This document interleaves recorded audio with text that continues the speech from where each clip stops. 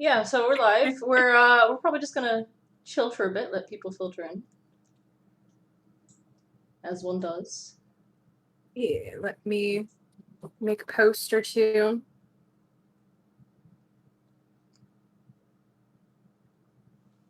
Holler at the internet. I will pour myself a cup of this freshly French pressed coffee. My old Karen friend. Karen friend, yeah. Same brain cell. Coffee. There's a lot of stuff in here. There's a lot of stuff in yeah.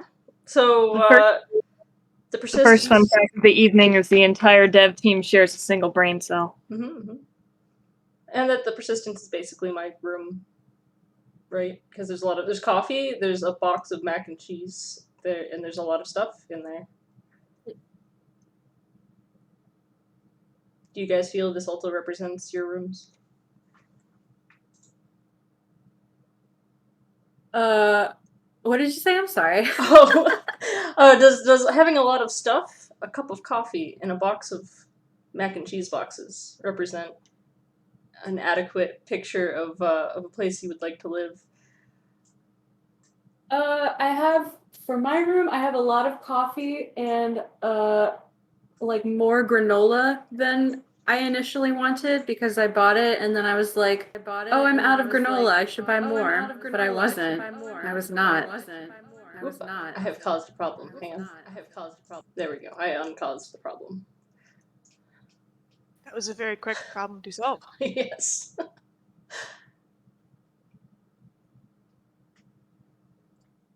Oh, did we put the donate link in? I got it. And when we go live and move off of the waiting to start screen, there'll be a top bar from Tiltify and a little candy QR code people can scan too. Oh, beautiful! Thank you. Yeah. Mm-hmm.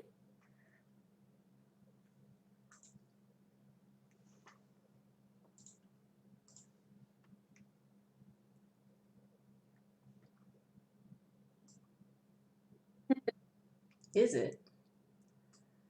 Got a few humans wandering in.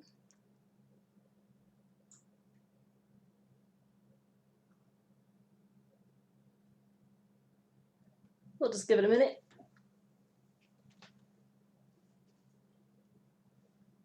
Drink our coffee. I'm just gonna put all of these up at the front.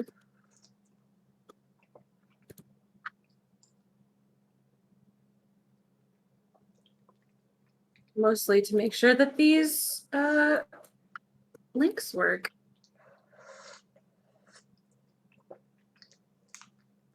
Good content. Good. Incredible content. There we go. Twitter looking like garbage as always. I enjoyed that brief celebration of the Twitter crop where everyone was like, yeah, Twitter's not cropping anymore. And then, anyone using Twitter primarily on desktop is just like, Yeah, like, what are y'all talking about? Yeah, I don't know that anything improved. What's cropping? Yeah, I mean, what's not having a crop? I think, if anything, the desktop got stranger because it started to center on images instead of trying to smart detect focusing content. on, yeah. Which is both better and worse. Like, at least you can predict it, but at the same time, I had, paintings that were portraits or whatnot, where the head was, like, on the upper third of the canvas, and now it's just, like, the neck. I hope you like seeing Shaya's neck. Thanks, Twitter. Love me a good collarbone. Thanks, Twitter. Mm-hmm. Hi, can you hear me? Can, yeah.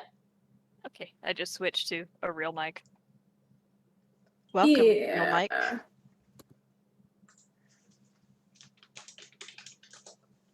All right. I guess I'll boot up the game so that it is. Boop. Boop.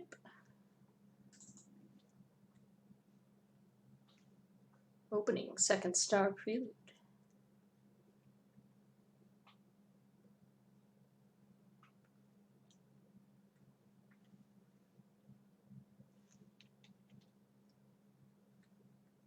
Finding my way to the any key. Walking fast.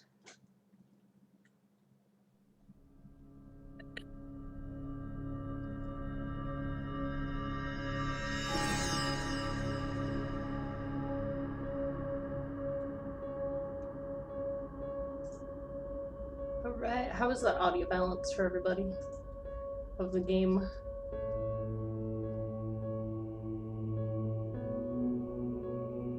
Hang on.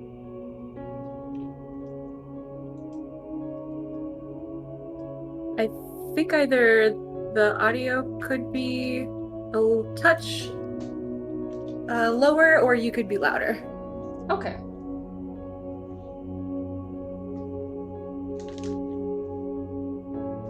I will increase myself a wee bit and decrease the music a wee bit.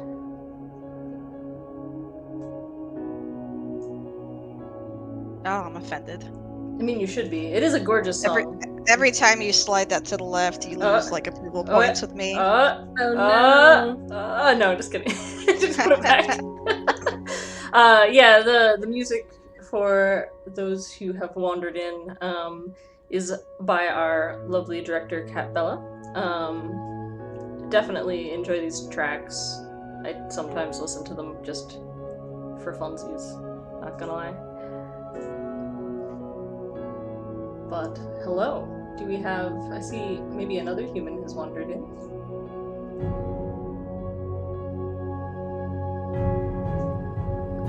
It might have just been me. Oh, okay. I mean, you're a good human, I like you. Wow. I like you too. That's also good content.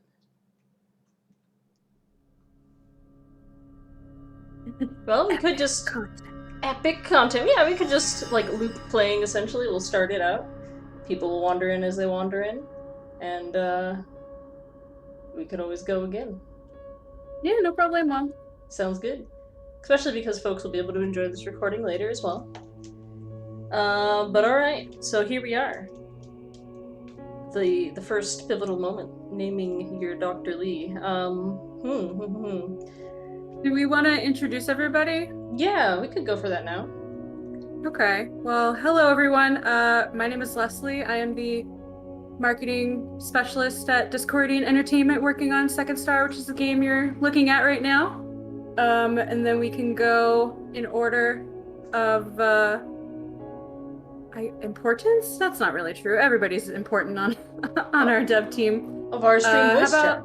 Of our stream voice chat, yeah. Let's go with Kat. Hello. Yeah. Hi everyone. I'm Kat. I'm the creative director on the Second Star. This is our second dev stream that we're doing. So that's exciting.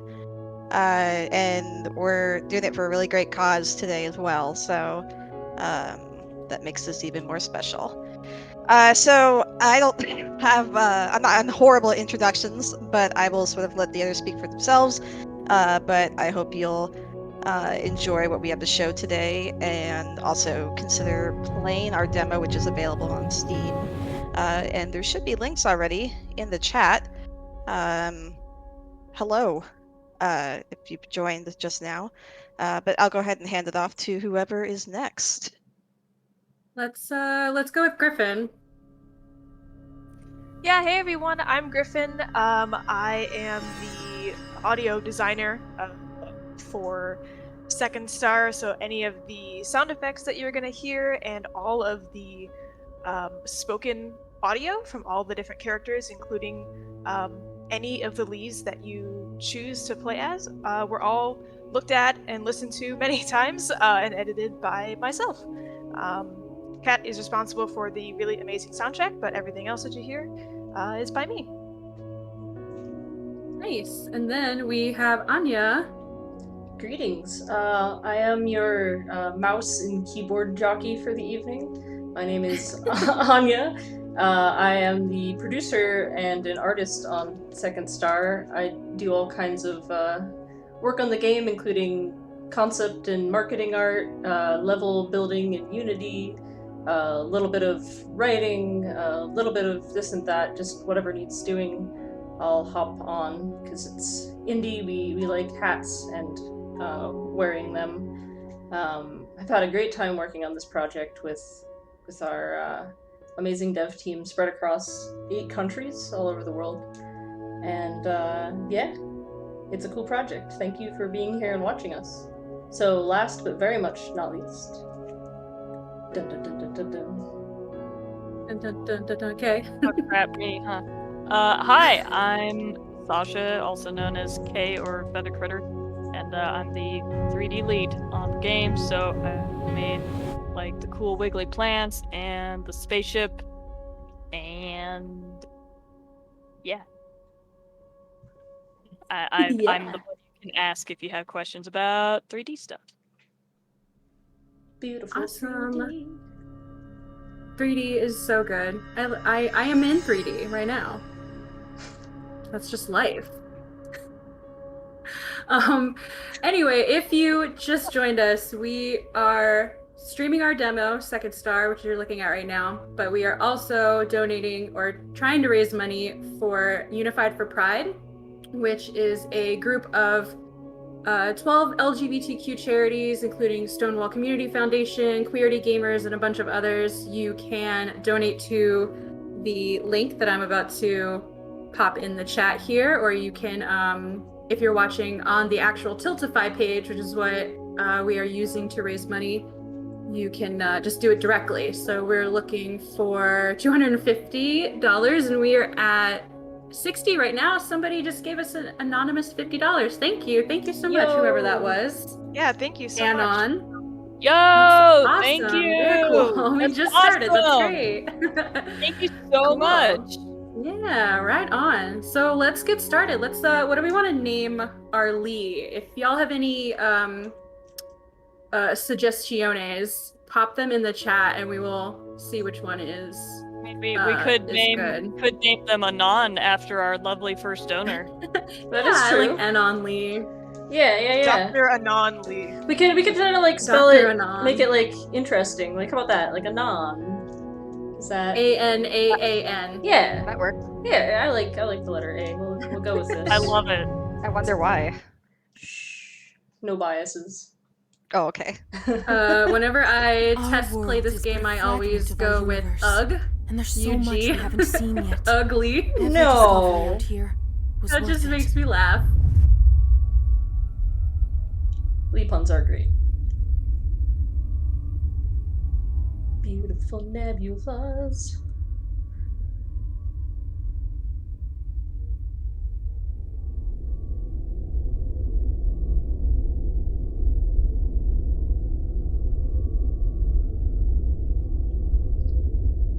There was your first glimpse of that ship Kay mentioned. A great ship. Beautiful ship. Designed by So our shiny. art director Toby and made real by our 3D lead Kay. And animated by me, making things go. Zoosh. With that sound and With that- everything. That's how you animate. Shipwide, please. Shire has taken us all the way to our first stop, safe and sound. We'll be maneuvering closer to allow Anavi the chance to analyze the beacon's data. Stand by for more. I want the whole crew in on what we find. God, finally! Why did nobody tell me space was so damn big? We thought you'd know by now, Joe. Alright, so we have woken aboard the Persistence. Here's our lovely bed with a lovely plush bag. Aw, I guess I should probably answer that, huh? Like, I guess. It's not my Good favorite morning, noise Dr. Lee. to listen to first thing in the morning. We have arrived at our destination. The signal buoy matches a configuration from the Second Star manifest. The current shipboard time is 13 minutes and 57 seconds past 0500 hours. Quartermaster Ramakrishna requests all personnel settle their duty checklists ahead of schedule while I complete beacon analysis. Alright, so In Second Star, your Lee is whoever you want them to be. It could be a self-insert, it could be a character that you're, role-playing like an OC, whatever you like. So we've got 4 voices to pick from that we get to listen to and decide if they sound like they fit us, so we can go through them one by one, and if you guys have a particular voice that you fancy, just holler. I'll get on that. Sorry, Dr. Lee. I did not process that. I think we Can did you a please poll, repeat? or we looked at the information, and what was the voice that was the most chosen between demo players? Oh, and the analytics. I'll get on that. Sorry, Dr. Lee.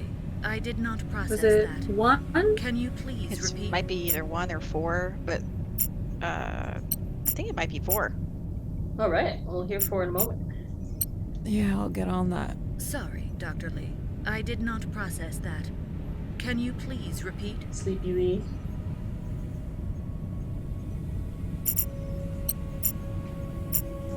I'll get on that. Sorry, Dr. Lee. I did not process that. Can you please repeat? 4 does sound super confident. Alright, so, would any of you like to hear any of these voices again, or do we want to go with 4? As we mentioned, it might be one of the top analytic picks. Could listen to the I'll get 4 on that. again. Sorry, Dr. Lee. I did not process that. Can you please repeat? Yeah, that's a good voice. Smooth. Silky. Like Dove chocolate. I don't know why. I'm not sponsoring Dove chocolate. Alright, anyway, yes, let's pick it. I'll make sure that the checklist gets done before meeting with the group. Very good, Doctor. I appreciate the clarification. If you would not mind further imposition I at like this chocolate, too. time, your personal communication device requires recalibration due to recent adjustment of the shipboard network. Permission to pose you a few basic background queries? Ask away. Then let us begin. What career path were you engaged in prior to contracting with the Persistence mission? Okay, so now Anavi is asking us about our background. The character creation in this game is just didactic. Is that the word? Correct me if I'm wrong, because I know there's a fancy word for it that my brain is like not quite. If one of my fellow devs wants to correct me on the exact term, but we have choices of military, private research firm, and academia. What do we want our lead to have been engaged in prior to joining the Persistence mission? And hello. Hello. I think when we did our first stream, I think we might have chosen academia. That's what the votes were. We can always go with something different this time. Yeah, let's we do could private pick it up. research firm. Sounds like a plan. I work for a Need a private corpo. company with ties to Eros researching terraforming Let's go technology. Corpo. Eros approached me personally a year ago for astronaut training. Nice. Excellent, Doctor. This data corresponds to system records. Step 1 of calibration complete. Next query. In what manner did your familial relations react to your decision to join the Persistence mission? So Navi's getting a little personal here, but the choices you make do actually impact some of the things you will see in the game. So, what do we want to go for? Did our family like wholeheartedly support us going on this adventurous scientific mission in space? Was our family very disapproving of the whole shindig, or were they not really around? I believe we did supportive on the first stream, so let's mix it up. All right, how about indifferent? Our family just, they don't really have feelings about space. It's up there. Honestly, my family wasn't around that much growing up. I have feelings about I'd say space. they were pretty indifferent when I got the offer to join the Persistence mission. Thank you, Doctor. Your vocal inflections have been verified. Step 2 of calibration complete. Final query. What interest drove you to pursue participation in the Persistence mission? Alright, so now, why are we in space personally? Our family doesn't have feelings about space, but we clearly do, or else we wouldn't be here. I think in our first stream we might have picked adventure. So do we Yeah, I want... believe we picked adventure. Nice. So maybe we did research. Maybe science makes sense. Yeah, Yeah. let's go nerd route. Yeah. She blinded me corpo. with science. I With knew no from the feeling get-go this about was a search space. and rescue mission. But I also think we could give humanity a glimpse of what's beyond the solar system. We might even be able to look deeper into how ecosystems of other planets function compared to Earth's. That is a noble pursuit, Dr. Lee. Thank you again for your time. Communications calibration is now complete. Glad to hear it. A number of messages are available for perusal on the personal communication terminal in your laboratory.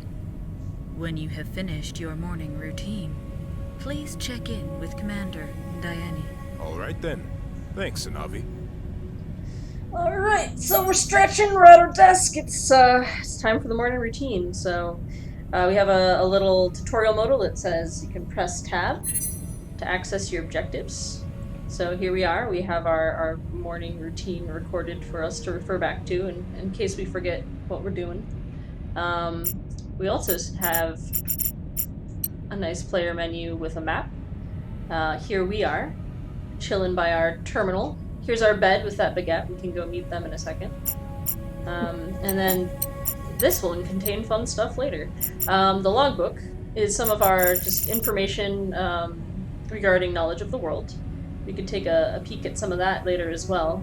But if we look at ourselves, Anon Lee, named after our first lovely donor, you'll see that the decisions we made are actually recorded in the log entry, which is pretty cool. Like this bit here. At the age of 18, you enrolled in university and earned your undergraduate and graduate degrees, graduating much sooner than any of your peers. Soon after that, you were offered a job with a private research firm, and so, yeah, it's just, it's all here. Do we really say graduating like that many times? Yeah. I mean, we really want to just impress upon the So you world know that, yeah, you they graduated. graduated. I'm proud of you, Lee. I'm very proud. Yeah. We're all very Nice. proud. But anyway, so here we are. We've got our lovely locker. Oh, there's a lot of stuff in here. Oof. Not looking forward to cleaning this out. Yeah, there's some stuff. There's our towels at least are well folded, but our uniform's a little rumpled. There's a lot of cards in here. I guess we could. You guys think we should clean those up? Ooh. Yeah, make it look nice. Yeah, that's tidier. That's tidier. A game. I mean, we do have to, like, do our morning routine, but we might have time for a game. What sort of game do you guys think this is going to be? Maybe, like, euchre or go Blackjack. fish? Blackjack, yeah. Oh! Oh, Lee. Alright, well, I mean that... Whatever entertains you, Lee. Like I said, we're all very proud. So, part of the morning routine is checking our messages, which we can do here at the terminal. Greetings, Dr. Lee. As we venture deeper into space, I'm noticing increased fragility in the data storage systems. Unfortunately, this appears to have caused some of my files to begin deteriorating, including some of my favorite workout instructionals. My binary sequencing device is capable of reversing the damage, but it's currently in need of some repairs. Since you have access to the ship's fabricator, new things to check out, I was hoping you might be able to assist me. I have provided you with the blueprint and materials necessary for restoring the device's full functionality. Dr. Hernandez. So here's one of our crew members. But yeah. We had a lot of fun as devs, like, writing some of these emails, so you could definitely come and check them out, when you play the demo. The contact button was a fun story. Our lead art lead, I can't say words today, Toby, made this contact button and we just wanted to, like, make it crappier. Was that between you and Toby, Kat? I think maybe I just suggested that we should have a crappy contact button to make it look more like spam-like, but I'm pretty sure that the art direction was Was all Toby? I blame him for most of this, Oh, okay. including the weird shadowing and The backwards drop shadow is like truly the just a work backwards of that awful border with the gradient and the font and everything. Like this, I think we even had to have like some exclusion in the coding of this UI to just support this stupid little image. It's beautiful. The contact, yeah. Just so that My you know. favorite line. I didn't even know that. I'm so glad. Yeah. Oh, go ahead, Leslie. Well, it's just my favorite line in this email is leave your capsule for others to appreciate by working with us. It's very good. Still unsure? And then like 5 spaces. Yeah. Still unsure? Also, they are eager to learn and grow your unique vision. This email address, orbital advancement underscore XKEJT6LO8. Yeah, it's beautiful. You can get spam in space. Oh, thank Along you. the lines of spam that I've gotten. It's very accurate. In the future, spam is still a thing.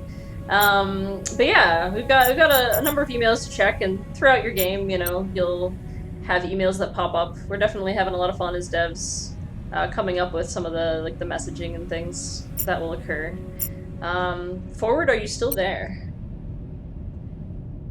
Human resources be like dogs. To Dr. Lee, forward, are you still there?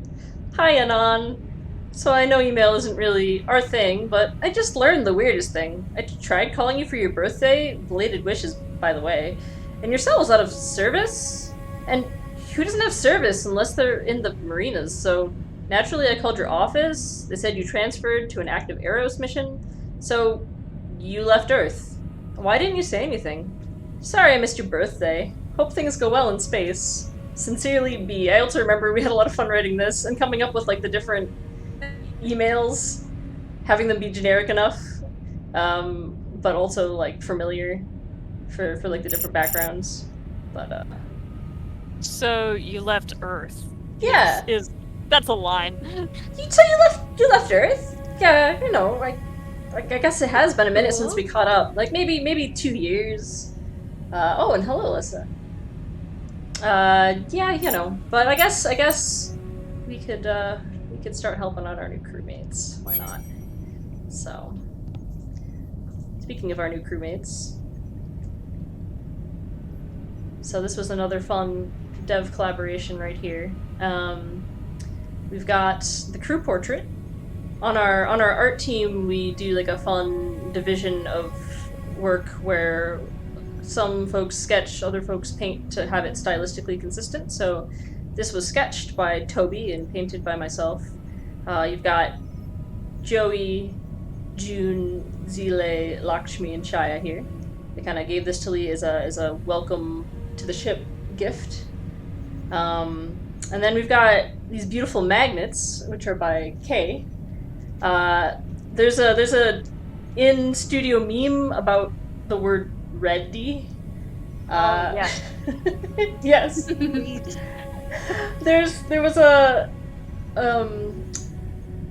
texture on one of our little just like cluttery doodads that initially just said ready on it, and eventually we decided we didn't want to keep that in the game, so we removed the ready, and this cat was very sad.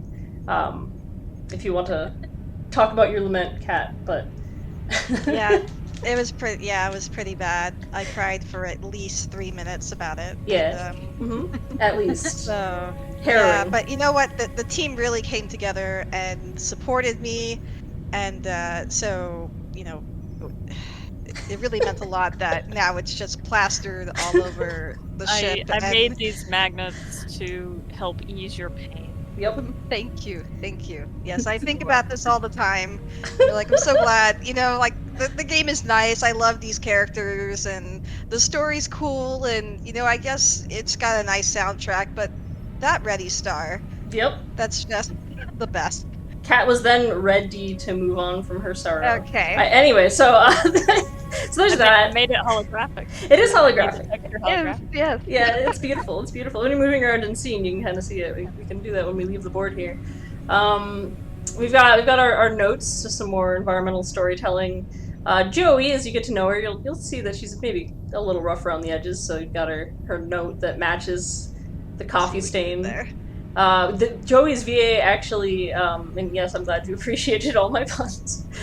Joey's VA wrote this note, so it's actually in the handwriting of Dylan, who both writes and voices Joey.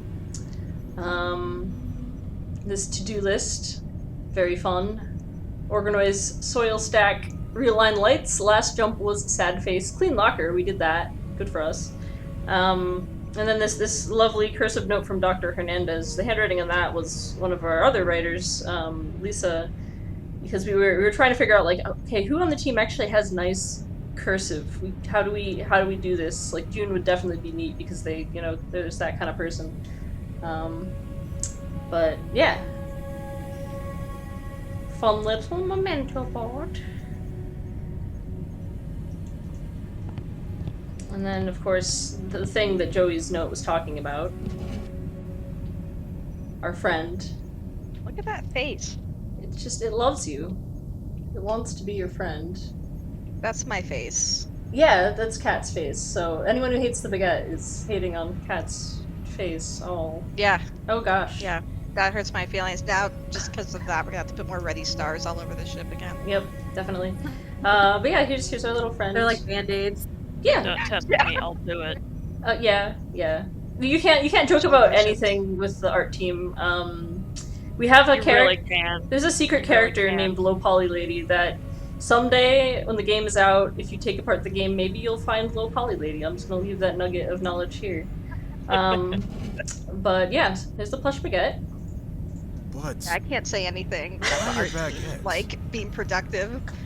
Definitely the most unique welcome aboard gift I've ever received. Covered in ready, yes, just like shelves and shelves of ready stars. We could like devote part of the locker or the hydroponics made of that, right? Or just stick some in the fridge with the yogurt. There's just ready stars. You can grow ready stars. They're part of the hydroponics game. Coffee. All right, so I'm drinking coffee right now. So I'm gonna stare at this not bag. say these things in front of the 3D artist. It's gonna happen. Yeah, and I mean, the 3D artist and the person who builds a lot of the levels, we're in cahoots. Like, we're not gonna tell you it's there. Kay will make it, and I'll stick it in Unity, and that'll just be that. Yeah. Once again, welcome aboard, etc. Enjoy your stay. Try not to die. So yeah, here's Joey. She's wonderful. We all love Joey. Here's a spare bed. This is what the underside of your bed looks like.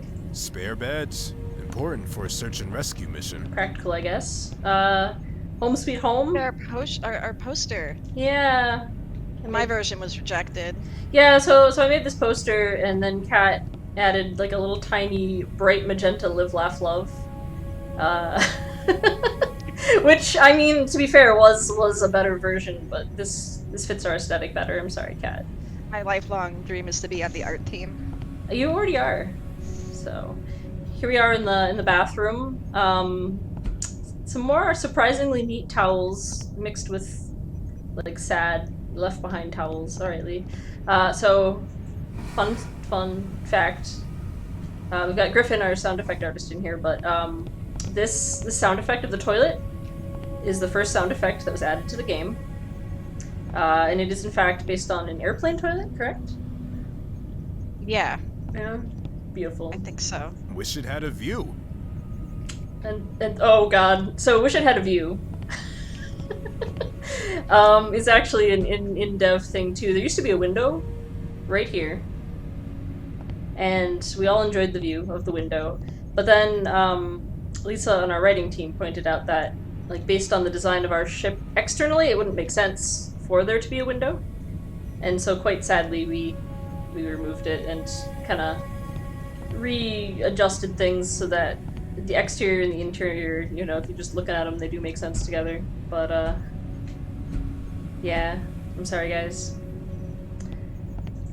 Lakshmi might not be too thrilled if I overuse this. There's a lot of good lines. So I want to take a quick second because we do have some more people that came in. Welcome, new people. We are actually streaming this because we are trying to raise money for Unified for Pride, which is a bunch of different LGBTQ plus charities, Stonewall Community Foundation, Queerty Gamers, and a bunch of others. and we are looking to raise $250 with this stream. We're currently at $60, so if you feel like giving us some money to celebrate a good cause for Pride Month, we would appreciate that. We are a majority, LGBT dev team. We have folks all over the spectrum, so it's something that's really important to us. So I'm dropping the donation link in the chat, so if you can give, we would appreciate that so much. Thank you, Leslie. Yeah, our dev team is awesome, and like they mentioned, we come from all over the world, but also we have a really diverse background, and the majority of us are LGBTQ, so we're not just talking the talk, I guess. This is definitely a chunk of our lives. Mm-hmm. So we picked up an item. We get this handy little thing that's like, hey, you have an item, you can use it with stuff. A really good sound effect. I don't know if Griffin wants to talk about the picking up, putting down sound effects. I mean, the picking up, putting down sound effects, I think, are fun because maybe people would be surprised about how many different types of sounds that you might have to comb through to pick out something that actually sounds like the thing that you're picking up and putting down. Taking into account the size of the object and what it's made out of and how, high in theory you might be dropping it from, and so on and so forth. Which really means combing a lot of sites and listening to a lot of really different types of sounds. And what that means for me is actually making a folder of probably too many sounds, probably like 50 sounds sometimes, and listening to them one by one and kind of eventually deciding on maybe like 5 or 6, and then kind of getting to work on the individual sounds themselves and cleaning them up and making them ready to put in the game. But it does involve a lot of listening and maybe being picky when being ready. Getting them, what to put in the game, Griffin? Getting ready. them ready. Excellent. Yeah, you've done a great job. There's so much atmosphere. Like, walking around in here, you can hear the hiss of the pipes. There's like a hum to this water filter. Oh. Hey, DS Where's the 8K. samples for So this? good. Thank you. We just got a Oh my donation god. of $190. What? Thank you so Holy much! crap. Thank you. You are Oh awesome. my gosh. You are We'll need to crazy. set I up will the name rest my of next the Lee gosh, after that's you. The amazing. more the merrier. Yeah, I'm sad we already named this Lee, Yeah. because this Lee needs to be you now. Thank you so much. Aw. That's incredible. Wow. Okay. So should we bump the goal? bump our? Yeah. Do okay. it. Let's do it. We got some hours yet to go, so Yeah. the more let's good, the go. merrier. Where's our Okay, little let's noise? do. Da, da, da, da, da, da, We da. want to yeah. do 500? Can we do 500? You think? Well, Okay. shoot, we just started. Yeah, I would let's think try so. it. Yeah. Why not? All right. Shoot for the moon, and you'll be Incredible. a tiny bit on your way to hanging out with the Persistence. Instead of landing among the stars. Okay, I tried. Okay. But yeah, that's so cool. Thank you so much. That is super, super awesome. Thank you so much. I think it's gonna really help people. So, another thing that was really important to us was, again, that your league could be anybody. We kind of organically developed this ramp together, because initially when we were kind of hashing out how this level would look, we had stairs here. Then Kay pointed out, actually, that, it's generally good to have a ramp, and came up with the idea of what if we had a ramp so that your Lee could be in a wheelchair in the Persistence, like being comfortable in their lab, and then was like, hey, what if we do this? And we brainstormed it out. I sketched a really quick concept of this ramp. Kat made a wonderful thing called Shitty Ramp Group. If Kat wants, it's another thing Kat mourns. God bless shitty ramp group. Yeah, which was just. Do you want to talk about shitty ramp group? Or are you I good? suck at naming things? No, it's beautiful. But yeah, that was built using a tool called Pro Builder, which is a built-in Unity, or it's a thing you can use in Unity.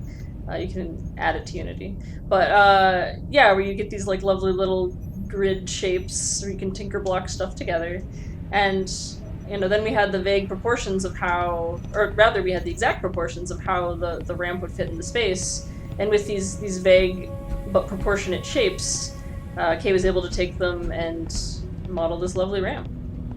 If Kay wants to talk about the process of doing so, you're welcome to. Yeah. Let's see. Yeah, I pretty much just I took the we figured out a way to export the shitty ramp group, lovingly created and detailed by Kat, and from Unity's Pro Builder, and I was able to take that and use that as a three-dimensional sketch with the exact proportions, and then I modeled the ramp itself in 3D Studio Max. I created kind of a fairly low poly. It's a fairly geometric design, and then I also created the little detail panels that Anya had designed. Also with geometry, and then used a normal baking process to bake them so that they are nice and efficient and not too many polygons. Have lots of little pretty glowy lights.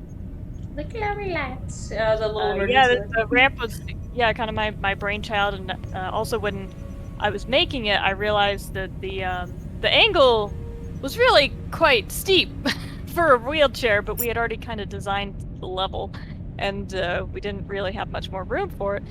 But I came up with some world building for us, which is that there are electromagnets. I like to think that there's kind of a sequence of electromagnets on the inside of the ramp that activate in sequence and possibly would correspond to a opposite magnet inside the chair, and that would allow the chair to be pulled up and down the ramp without causing whoever was wheeling it to need the arms of a football player. Super awesome. Magnets are really cool, and yeah, taking that idea that Kay came up with, our one of our lead kind of level design researcher, Silencer, did some looking into some of the exact like numbers that might be involved, and wrote up this little data pad that includes Kay's magnetic rail, so that the game kind of has that world building ambiently in the background. You don't have to read the ramp specifications for any gameplay reason, but we just wanted people to feel that like inclusiveness, where you see the ramp and you're like, cool, but it's too steep for a wheelchair though. And then if you read this, you can see, hey, it's 200 years in the future. They've figured out an efficient way to account for that. We've got cool magic magnets in the future. We can make it work. Heck yeah. There's a lot of world building that we had a lot of fun sticking in these data pads. Here's it's another example of that we jammed on. The writers put together this cargo manifest that includes items requested by crew members or necessary for crew members, so you can kind of get to know some of the crew. We've got this kiwi dip that Joey requested, but it was also a really a nice way to include some canon world building about some of our characters. So we've got these testosterone implants for the commander, and these hestrelin implants for the quartermaster. You can see what some of them do in their recreation. We had fun with like the Dex versus Terrans. Spice grinder, because the quartermaster is a cook. And so yeah, it's as we said before, we're an LGBTQ team, and it was important to us that we created characters that reflect us. So got some little nuggets around the world that talk about our characters. this is also reflecting us. Coffee. My old Terran friend. I mean, not all of us, but a number of us definitely function on coffee.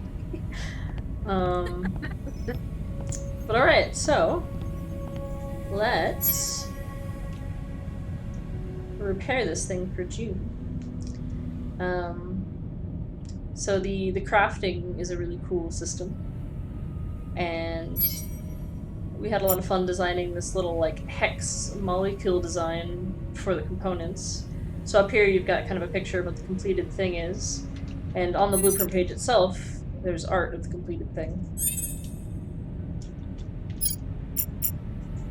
And as you select items, it kind of connects them with these little covalent bond buddies, kind of showing how these items operate in the whole. So the base of this thing is, yeah, you're taking the broken binary sequencer, and then you're attaching or replacing parts to try to fix it.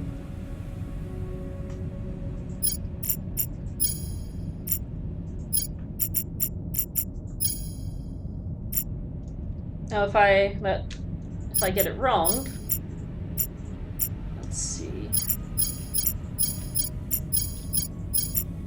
You get this angry little burp noise. So again, we were talking about sound and all the decision making that goes into sound. It's a super effective way of telling you, just like, no, you're not allowed. Yeah, these little block icons, I had a lot of fun drawing. Our lovely UI was a collab between Toby and Mike primarily. And it's going through additional iterations, but it's a pretty cool shindig. You fixed it. Thank you, Dr. Lee. Your assistance has brought Ashtanga Yoga back to our holistic health regime. What was choosing the color scheme for this like? Trying to remember back. We wanted something that was relaxing to look at and it felt very sci-fi. We immediately gravitated to the hexes and the idea that like you have this holographic overlay when it comes to the player interface, like the player menu. So blues and greens definitely made a lot of sense. We also, kept the color scheme of the ship itself in line with the UI and the uniform. It kind of all just is jamming together. Our kind of yellow-orange is the attention-grabbing color to mean you have something selected. We wanted something warm that kind of like stuck out. It was contrasty to all of these blues and greens. Yeah, I think that just kind of happened organically, mostly. Do we want to be kind to June? Do we want to be snarky at June, or do we want to say that we don't understand like why they're all about the yoga? I'm trying to remember what we did last time. I think we said "Oh joy" last time, but I don't remember for sure. It's possible. I can't be mean to anybody on this ship, even if they like it. Even if they want me to, yeah. No, June, I can't ever be mean to June specifically because they're just so sweet. So the health of this crew is vital to our mission they're a little success. cinnamon roll. I'm glad we agree on this. Oh, it's they like my that. duty to ensure the well-being of all those on the Persistence.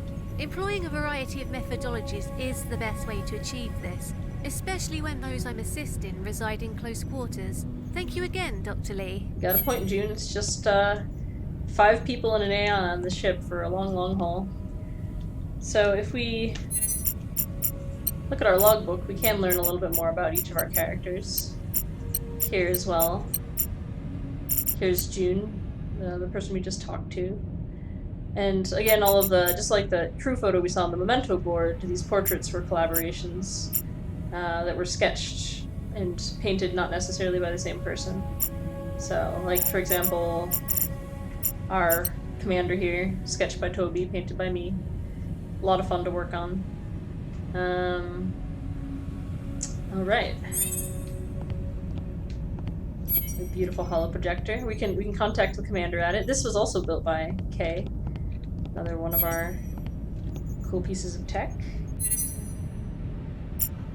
Is round. Is round, so requires many poly. Yeah.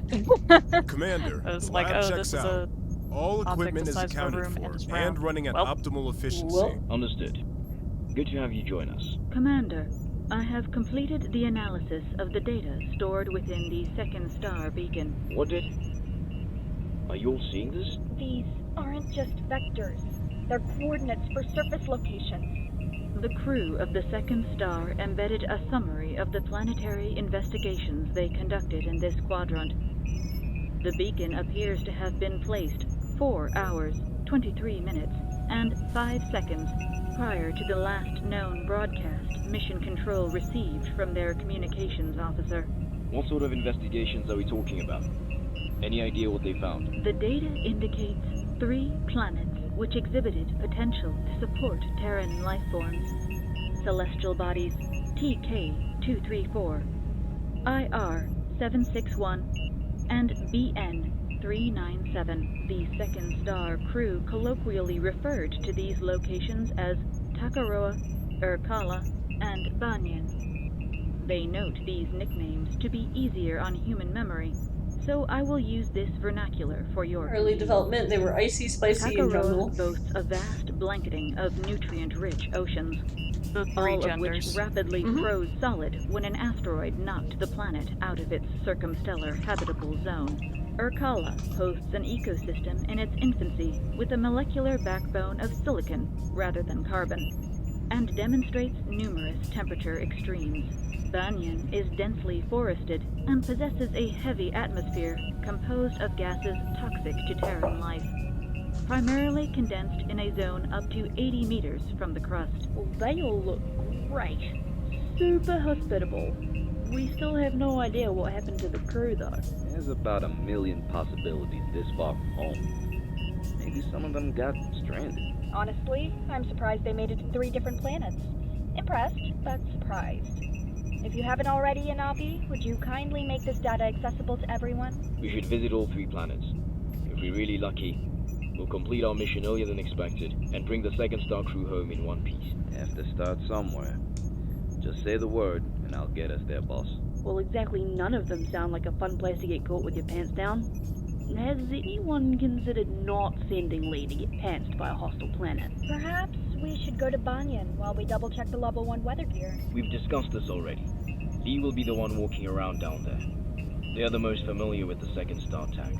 So Lee, if you had been the second star science officer, where would you have taken her first? Oh man, looking at the stream chat, what I wouldn't give to have one of those floating rocks in my apartment. The one of the Urkala floating rocks on the planet, or one of the floating rocks that's in the debris field for Takarura, because either way, yes. I think it would be cool just to have like the planet just rotating around in my bedroom. Yeah, yeah. I want a holographic nightlight. They remind me of warheads. That's great. Crunch. Yeah, someone bit into the big old bite out of Takarura. But yeah, there's our buddies, Icy, Spicy, and Jungle, which we... It was me. I'm the one who took the bite out of Takarura. Kay took the bite out of Takarura. I premeditated the bite out of Takarura artistically, and then Kay made it real with much yelling at Boolean, if I remember correctly. But It's hard to say at this point. With your permission, Commander, I'd like the opportunity to analyze the data further before making a recommendation. Fair enough. Tell me when you've made up your mind. Planetary data retrieved from the beacon is now available in all crew members' personal logs. Thanks, Inavi. The names of our planets are all based on various like mythological backgrounds. We had kind of a phone a friend on those. One of our writers' fiancés came up with the names. But yeah, they're our buddies. Eventually in the full game you'll be able to visit all 3. For the demo you can only visit Spicy or Kala. But we can still talk to the crew about them. I recommend you maintain focus, Dr. Lee. We can't talk to Inavi about them. It's tragic. I'm biased. She's, you know. Have you made a decision, Doctor? My Commander, baby. was hoping I could get your opinion regarding our destination options. Perhaps you should consult the data Anavi added to your logs. It might give you a better idea where the second star may have gone. Alright, so here's our commander. I think we might have been snarky with him on our first stream. I don't quite remember. Were we snarky or were we just kind of... Yeah, I don't quite remember. I think we were snarky. I'm pretty sure. I think the chat was feeling kind of snarky last time. Mhm. I don't think we picked snarky for everything. We definitely did for a few things. Knowing the rest of the crew, they'll be excited to give you their recommendations. Contact them if you're having a hard time picking one, and let me know when you've made your decision. Good luck. Well, you enjoyed that. Very good. I just want everyone to like me. You had I mean, some that's a mood. opinions earlier, right? Which planet would you go to? You're asking me? Huh. Well, I mean, they all sound terrible. Honest, yeah. But if I had to choose, I guess warmth is a pretty strong draw in a habitat, even if it might be a little extreme. Maybe check out Akala first. So, fun fact about Joey: most of our VAs are externally contracted, and we found some great people, and we're super excited about working with them. But the VA for Joey is one of our devs, and we've had some occurrences in meetings where the VA in question, Dylan, isn't there yet, and we're like, man, where's Joey? Like, Joey isn't here yet, and this is completely like non-intentional that this has happened. It's a meme at this point. I feel bad for them. But yeah, Joey and Dylan are sometimes interchangeable. Do we want to just thank Joey and be on our way? Do we want to, joke about how spicy your call is? Or get kind of hostile about joking with our lives? I like her response when you are kind of brusque with her, so let's go with that one. With a little imagination, it could almost be like a day spa. Hot, humid, incredibly dangerous. What the hell kind of day spas have you been going to? The best Tell me ones. all about them when you get back in one piece, yeah? Tell me all about them. I love her fascination. It's very good. So, Doctor, which planet do you think we should explore first? Here's the Another very sweet data June. states that life once existed on the icy world Takaroa. The rapid freezing the planet experienced would likely have preserved its life form in a stasis similar to cryogenics. This would have made it of prime interest to the second star. I recommend we begin our investigation there. You're valid. You're valid, June. I think a lot of us really like Takaroa. It was the first planet we designed visually, as a fun fact. We were discussing the types of planets we wanted, and we wanted an ice planet, but we wanted to make it unique, because there's a lot of ice levels in video games. And we came up with these vast frozen waves, and yeah, we're really excited to show that to you guys. But do you want people to bring their snowshoes? Are we kind of worried about our life being on the line in this case too, or do we want to just be friendly to June because they're so sweet? Yeah, I don't want to freeze, so... Oh yeah? Hey, another nodation. Nodation! Thank you for your nodation! Oh my god. That's awesome. Thank you so much. You're awesome. That live on TV. Heck yeah. I mean, thank you so much. It's not like you called a snowman a Christmas tree, so nodation will take it. It could be worse. I didn't call the snowman a Christmas tree. Yeah. Moik. Moik. Thank you. Moik, Mock. Oh, thank you so much. All right. It's amazing.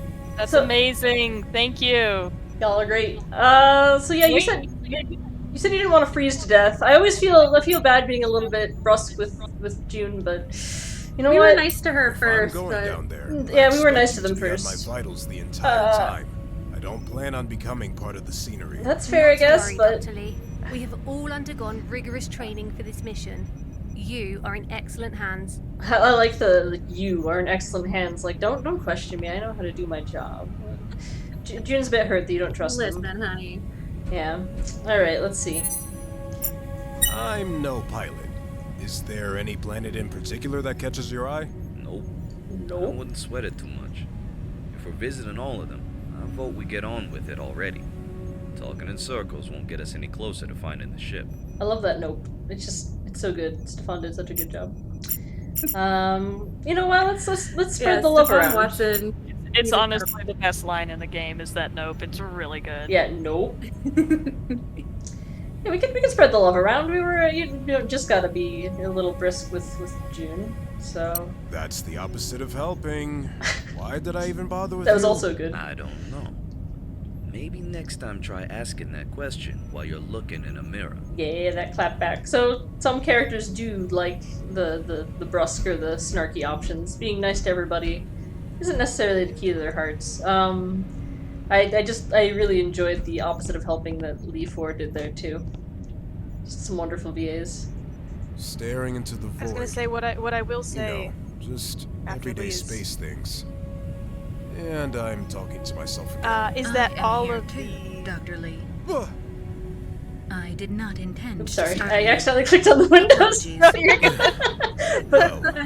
I'm not sure if I No, should it's okay. feel embarrassed or not, Recording but and listening thanks for the emotional support. to all of the Navi. acts was very good. Yeah. Yeah, they did a phenomenal job. Everyone's surprise. Yeah, that is a very good line. Getting literally 5-minute takes of people being of just being very surprised was not only extraordinarily funny, like it was very hard to kind of focus on clipping them up and making them incredible to listen to because I was just laughing so hard a lot of the time. But there would be about 5 minutes of that for about every one of these very talented VAs, and that was 8 minutes. That's amazing. I think it's incredible that we got talent that was so diverse in terms of experience. Like we have one of the leads was basically just like a college student, and then we have I believe one of the voice actors, name escapes me, did work on Beyond Good and Evil 2 whenever that game was coming out. But it's just incredible, like the breadth of talent that we were able to get. It's just really, really cool. Yeah, a lot of awesome people. You sounded like you had your mind made up already during the meeting. Care to elaborate on that? The lava and ice planets seem the most dangerous. Why not get your footing on Banyan first? It would give us time to double check your gear. I think when we were hosting tryouts for the voice acting, it was also kind of one of our first like whoa moments as a dev team, just because the initial response we got. I know Griffin, you and Kat were listening to so many takes, and like it was overwhelming in a good way, right? Like Hours. Yeah. I mean, literally scores of people for all different roles. A lot of people wanted to be Lee, which makes sense. They are the central character of the game and the avenue through which players play the game. But I think we were also surprised so many people wanted to play a Navi. So many people wanted to be a robot, and that was super interesting. It was really fun. Everybody wants to be a robot. I mean, yeah, personally, yes. Sign me up for my cyborg body, please. But I like robots. I write a Navi. I might have like a type, but yeah, the VAs were incredible. It was really hard to decide between some of them, and just like the number of people interested in our characters was so gratifying to see. So for Lakshmi here, what sort of approach you guys want to take? Do you want to laugh in the face of danger? Do you want to just be like, yeah, no, thanks, like thanks for the advice, or do you want to like clap back a little bit at her? I don't remember what we did for the first time we played as devs, but danger, huh? Or yeah, let's do that. Have we taken carnivorous flora into account? That's dangerous too. Could easily lose a foot in there, you know. True, but in that case, it's easier to explain to your family that you were devoured by a hypothetical plant with teeth than you dying due to exposure because I didn't do my job. So that was actually a wonderful choice, Alyssa. Thank you for typing danger, huh, into the chat, because that's a meme. Ah, yes. The carnivorous fleur. 500 takes of that line we got through auditions. Yeah, that Lakshmi line that our writer Diana wrote, I think like at the end of it, she might have been like, "Oh God," about it because we heard so many takes of that line, a lot of wonderful takes, but then for some reason like it just tickled us, and so carnivorous flora is like forever a thing in our brains. You can't say like, have we taken into account, like those words are cursed. if you start to say them, like immediately someone's gonna be like carnivorous fern, and that's just yeah, it is a heck of a way to go. All right, so we've talked to everybody. The mimetic potential on this team is unreal. Truly. The snack that bites back. That's great. Have you made a decision, Doctor? I wanted to loop back really quickly. The very talented voice actress that plays June is Emma, and she is the one who is in Beyond Good and Evil 2. Nice, Awesome. thank you, yeah. Alright, so for the demo. IR-761 would be our best bet. Silicone-based life? The science officer would have had a field day. They might have stayed on the planet longer. Sounds good. Anavi, get me those coordinates. Shia, ready for another He's ride? in the new Watch Dogs game too. Oh, that's awesome. Another beautiful score by our director, Kat. I love the like echoing beacon beeps that are part of the music.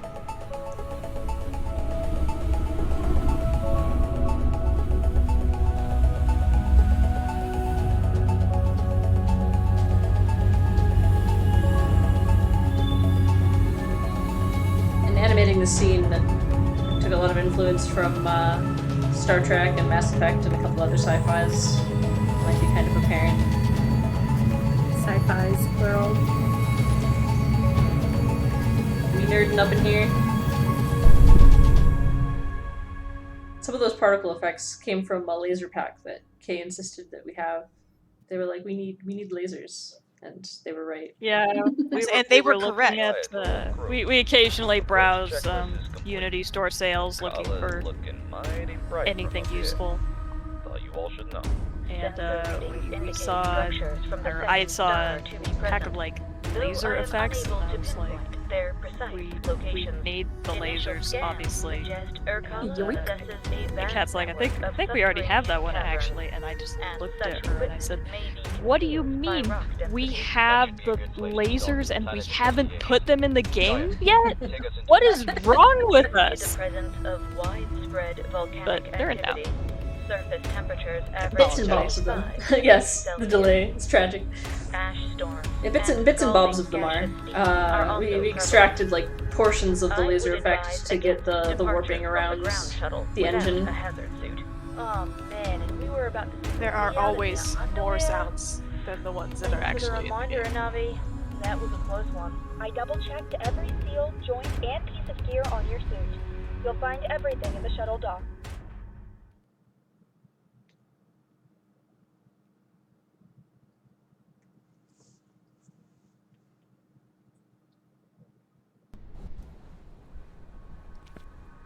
All right, I've reached the surface. Are you getting my feed? It's coming through. I can see you walking out there. And the view, magnificent.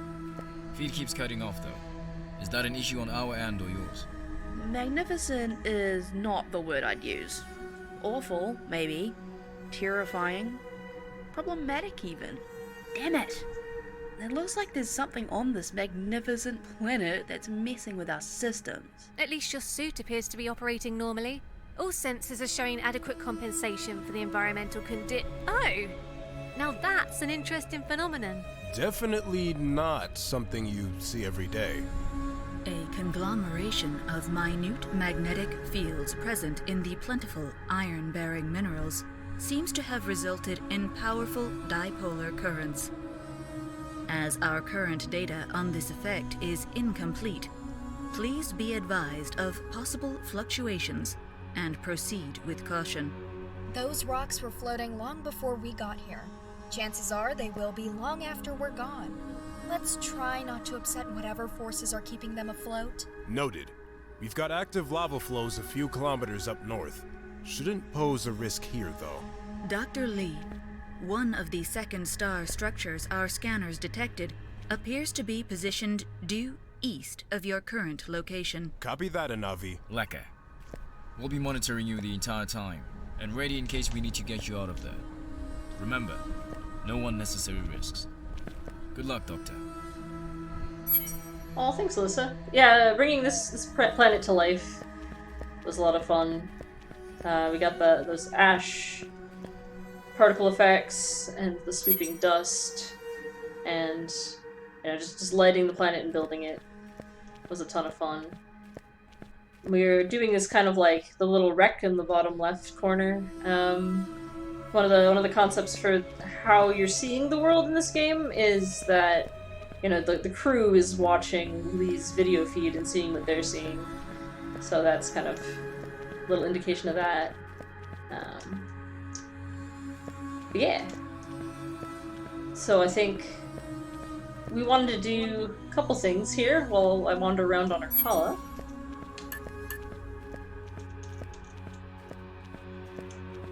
Yeah, just again, if you guys are joining us or if you're still hanging out, we are raising money for Unified for Pride Month. It's a bunch of different LGBTQ charities, Stonewall Community Foundation, Queerty Gamers, a bunch of others. So if you go to bit.ly/secondstarpride, you can donate and get your name up in our little stream bar here, like DS8K did and Moik did.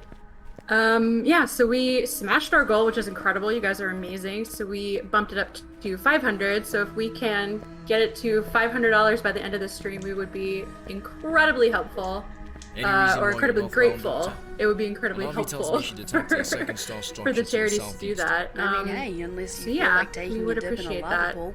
And then what we It's your wanted call. to do at this Right. part was to Just take like a taking a quick little look around. Q&A session, do a little James Lipton interview, and I'm gonna ask the team a couple questions, and then if y'all have any, feel free to pop them in the chat, and we can answer them at will. So, when, and how did Dyscordion get formed? So Dyscordion Entertainment was formed in 2018. Could let Kat talk about this one because all of us coming together was her brainchild. Yep. Sorry, I was just finishing my apple. Apple. So I'm hungry. Oh, this carnivorous floor made me hungry. Valid. Yeah, so I guess this game has been something that's Second Star as a concept has been something that I've been wanting to make for several years now. And so, one day I just decided, hey, I should see if anybody wants to make a game with me. And so I put out just an open call for folks to to join, and a lot of people actually came forward and were super excited about it. And we kind of gathered into a group, and we invited other people that our existing members knew, or just by association, and eventually we're like, oh, we should probably be like official, because a lot of the tools and processes needed to be very efficient, and as a game developer requires some kind of a entity of some sort. So we're like, all right, well, let's come up with a name, and let's make this happen. And we did some voting and came up with some came up with some names and voted on them, and that's Dyscordion was the one that we picked. And it's yet another meme for our team. We have a lot of those. Seems safe enough to walk on. Something about a broken accordion. Yep. Like we thought it'd be cool to have our splash screen, like before the game, be this animation and the sound of this broken accordion. And wait, I can actually play the real broken accordion. It's behind me. That's right. Oh my god. It's a real thing. Wait, are you ready for this terrifying? Okay. I apologize to our viewers. Sonically unpleasant. Yeah, anyway, so there's that. Yeah. Yeah, now that everything is ruined. Just so... gave everyone psychic damage. Good job. If you donate $50 now, Anya will stop playing the broken accordion. Someone needs to donate $50 so Anya will please free us the accordion. I've got a variety of accordions I can play if someone donates. Save us all. Okay. Only you. Only you can prevent Tanya's broken accordion. Oh my god. Oh, that really makes me want to die. You're fired. No, it makes me want to Oh, donate. I instantly got all 3 strikes, so I'm gone, guys. Bye. It was nice producing this game. I can't believe we were firing on you right here live on stream. Anyway, sorry, carry on. That's We're gonna get DMCA'd here. That was wonderful. So you get the accordion part, and then the Discord part, I think came from a combination of, we do use Discord, the chat app is our main method of communication, and also Discord as in, we're kind of a chaotic bunch, and we have a lot of fun during our our design sessions and our meetings, and we actually have an entire channel in our Discord dedicated to just weird stuff that, funny stuff that we say. Mostly weird, but a lot of funny stuff. Corresponding to equipment from the second So star yeah, manifest. that's a very long-winded answer to where, how Dyscordion came Copy to be. that. And now I think we are, where are we? How many of us are there? I can't count tonight. 13? Yeah, 13. 13? Yeah, we are 13. So everything you see here was put together by 13 people, which I think is pretty cool, pretty incredible. And if you disagree with me, then, too bad. That's also against the rules. Can't disagree with me either. Yeah, or else. Or else. Or else. The silence slides the music over to the left. Oh, no, I'm not. I love your music. I am doing a thing where we are talking and I accidentally kept triggering, I didn't want them, the game talking over you. And suddenly you hear, more accordion music. Okay, here we go. Are we happy? No, just sorry. There, I was making it a little softer so that while we're doing the Q&A, it's not gonna, Yeah. But anyway.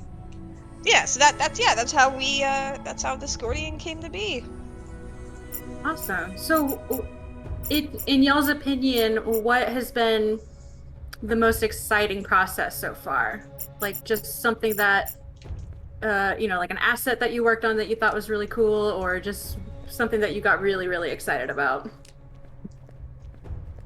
Oh man, there's so many. Well, these little buddies that I'm wandering around picking up, I am such a giant nerd for, which I rambled about in our last stream, so I probably shouldn't go into the same level of detail, but so I've been obsessed with the idea of silicon-based life for a really long time, so then when it came to the concept of designing life forms to collect on these planets, because our one of our level designers, Silencer, was like, hey, why don't we have like a hydroponics game within Second Star? I definitely was super hyped for there to be silicon-based life on one of the planets, so that wound up being Urkala. Partially based on the, I guess some of the initial obsession came from the episode Devil in the Dark of Star Trek when I was a kid, where there's silicon-based life. But anyway, these buddies were a joy to design. They're multicellular prokaryotes. Getting them, drawing them out was a lot of fun, and then our 3D artist Kay brought them to life. And they are our problematic wiggly children. They're so problematic, but we love them so much. We went through a lot of challenges with these guys and integrating them and getting them to work in Unity, but we did it. We love them. They're our children. They are. Every single branch of these life forms has a name, because when Kay was modeling the different branch variations from their reference sheet, they named them, like Alpha, Zeta, Gamma, so that it would be easier to figure out, which was which in the hierarchy of animating them. Here's my 3D I wanted one to be named Doug. Oh, I'm sorry, no Doug. Here's my 3D advice to everyone. Name everything. Always name your stuff. If you name things like Model 1, Model 2, Cube 3, you will be sad. Yeah. The names were great because, when we were having problems, it was like, oh, heck, Gamma's doing the thing where, I tried to animate them, and they bend over backwards, and they're just, wiggling sadly, halfway in the earth. Ground. Yeah. But we love our children. We do, and like it was good to have those names because like if you said like Zeta or Gamma or whatever, you would know exactly which branch. Like those of us who were Name your stuff when working in 3D. yeah. Yeah, it was really satisfying to see these come to life, and it was a collaboration between a few of us because, yeah, I designed them, modeled them, and then our programmer Jem figured out how to actually allow them to be in the game because animating all of these little wigglies, like you put dozens of them in the scene, and suddenly the frame rate just hit the floor like a sack of bowling balls, and yeah, so they are all essentially baked animation that is running on the GPU instead of the CPU. And yeah, it was a lot of trial and error, but there they are. It was exciting to see them in the level. So that's my answer. What about you guys? Remind me what the question was. Yeah, I was about to say, what's the question? Oh, hello, welcome, Toby. Oh, Hello. Toby's here. Want to introduce yourself? Because you have arrived. I have arrived. Woohoo. Hello, my name is Toby. I am the art lead for Second Star. Yeah. Second Star, like you're not sure what game it is. Sorry, there was a You're beep fine. and I was not sure what it was. But it was my pizza, so I'm gonna go grab that. As Actually, has your pizza. yes, my pizza has arrived, so I will be back. The question was something that something you had particular fun or pride in developing, like a thing that got you excited. Is a summary of it, I think. Did I Yeah, read that or badly? on that note, like what was a challenge that you overcame? Ah, yeah.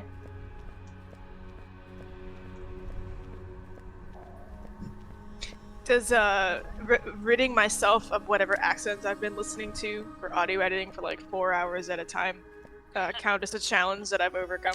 That's valid. Wait, wasn't the hand valid. scanner tricky for you? Was the hand scanner? Yeah. Let me go get. I'll go get the hand scanner. Hang on a second, guys. I had maybe scrubbed that from my memory. Oh, I'm sorry to bring back the trauma. Yeah. Sometimes we like to forget our challenges, but we shouldn't because we learned from them. We did. So Lee has thrown himself off a cliff. They did. Oops. Oops. As you do. As you do. But yeah, let me go get the sound for that so that you can talk about. So I can. That glowy lava. Oh god, yep, it's beautiful. And I'm looking at the river actually reminded me of challenges, is why I said oh god. But anyway, hang on, we can talk about that too. Experiences war flashbacks. Yep. War flashbacks, yes. Pretty Death River, absolutely. But yeah, so the beeping humming sound effect of this, Griffin, if you wanna recount. Yeah, I think the biggest.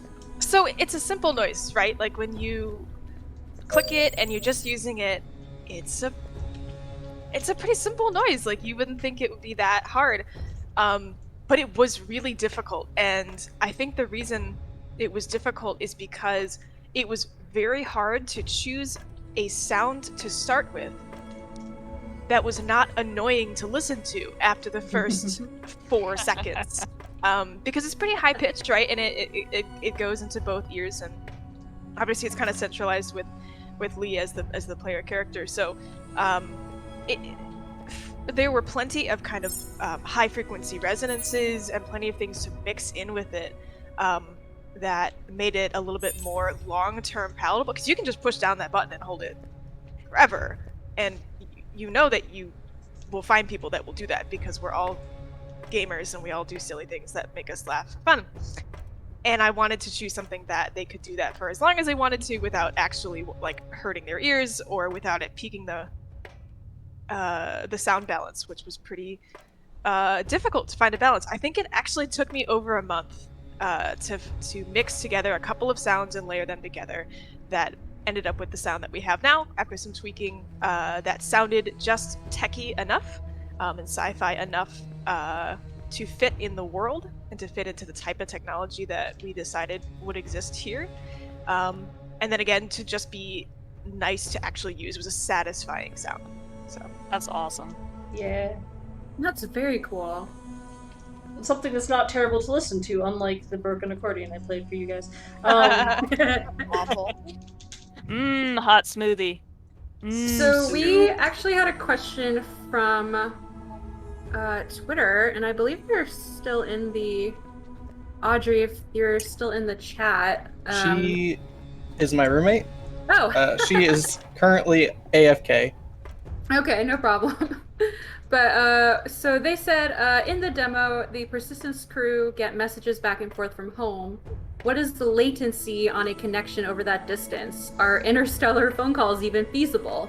Gaming with Earth is probably out of the question. So...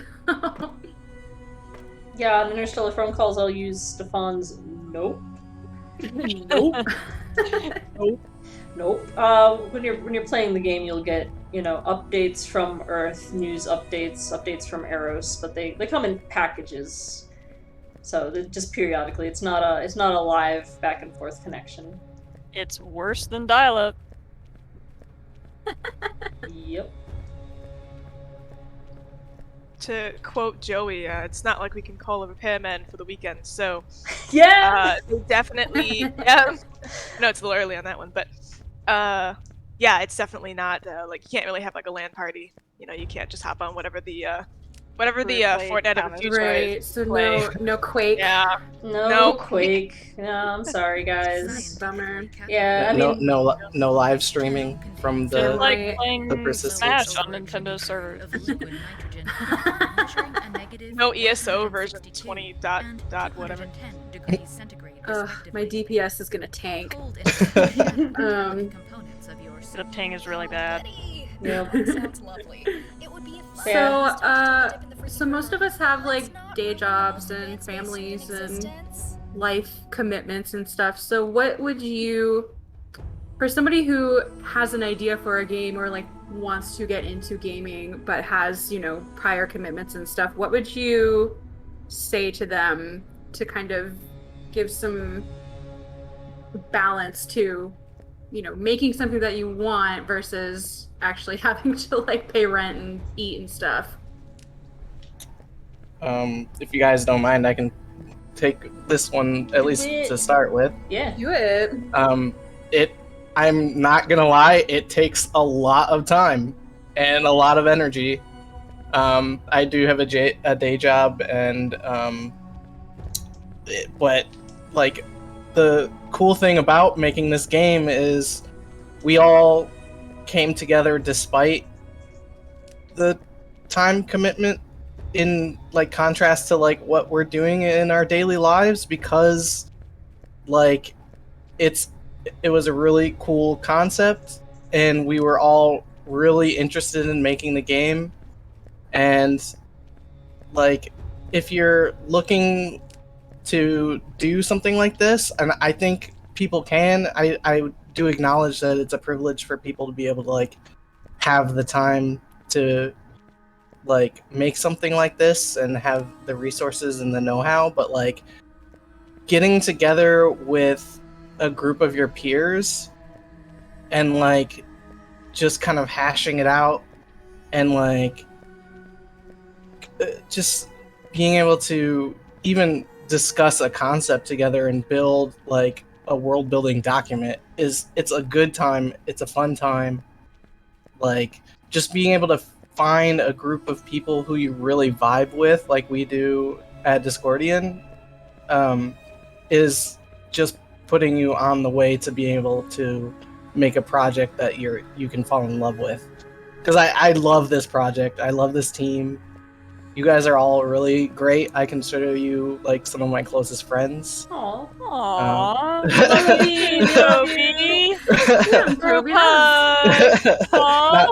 Not to be crying in the club or anything, but you know, just like the people are a really big part of how you can like succeed in a project like this.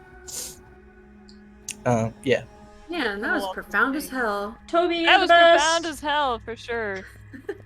My other contribution there is just Pat has helped us a lot with you know, sort of getting us organized and financially has put in some money to this project, which has really helped in terms of getting us stuff from the asset store and getting us incorporated and everything. So software to use. A little seed money goes a long way. Yeah. Like, making a video game is hard work, and it takes a lot of dedication. I think Toby is super onto something about the people, because we do have a very particular work environment, and the people at Dyscordion are fantastic and funny. As Kat mentioned earlier in the stream, we have an entire out of context quote channel. We've got a meme folder on our Google Docs.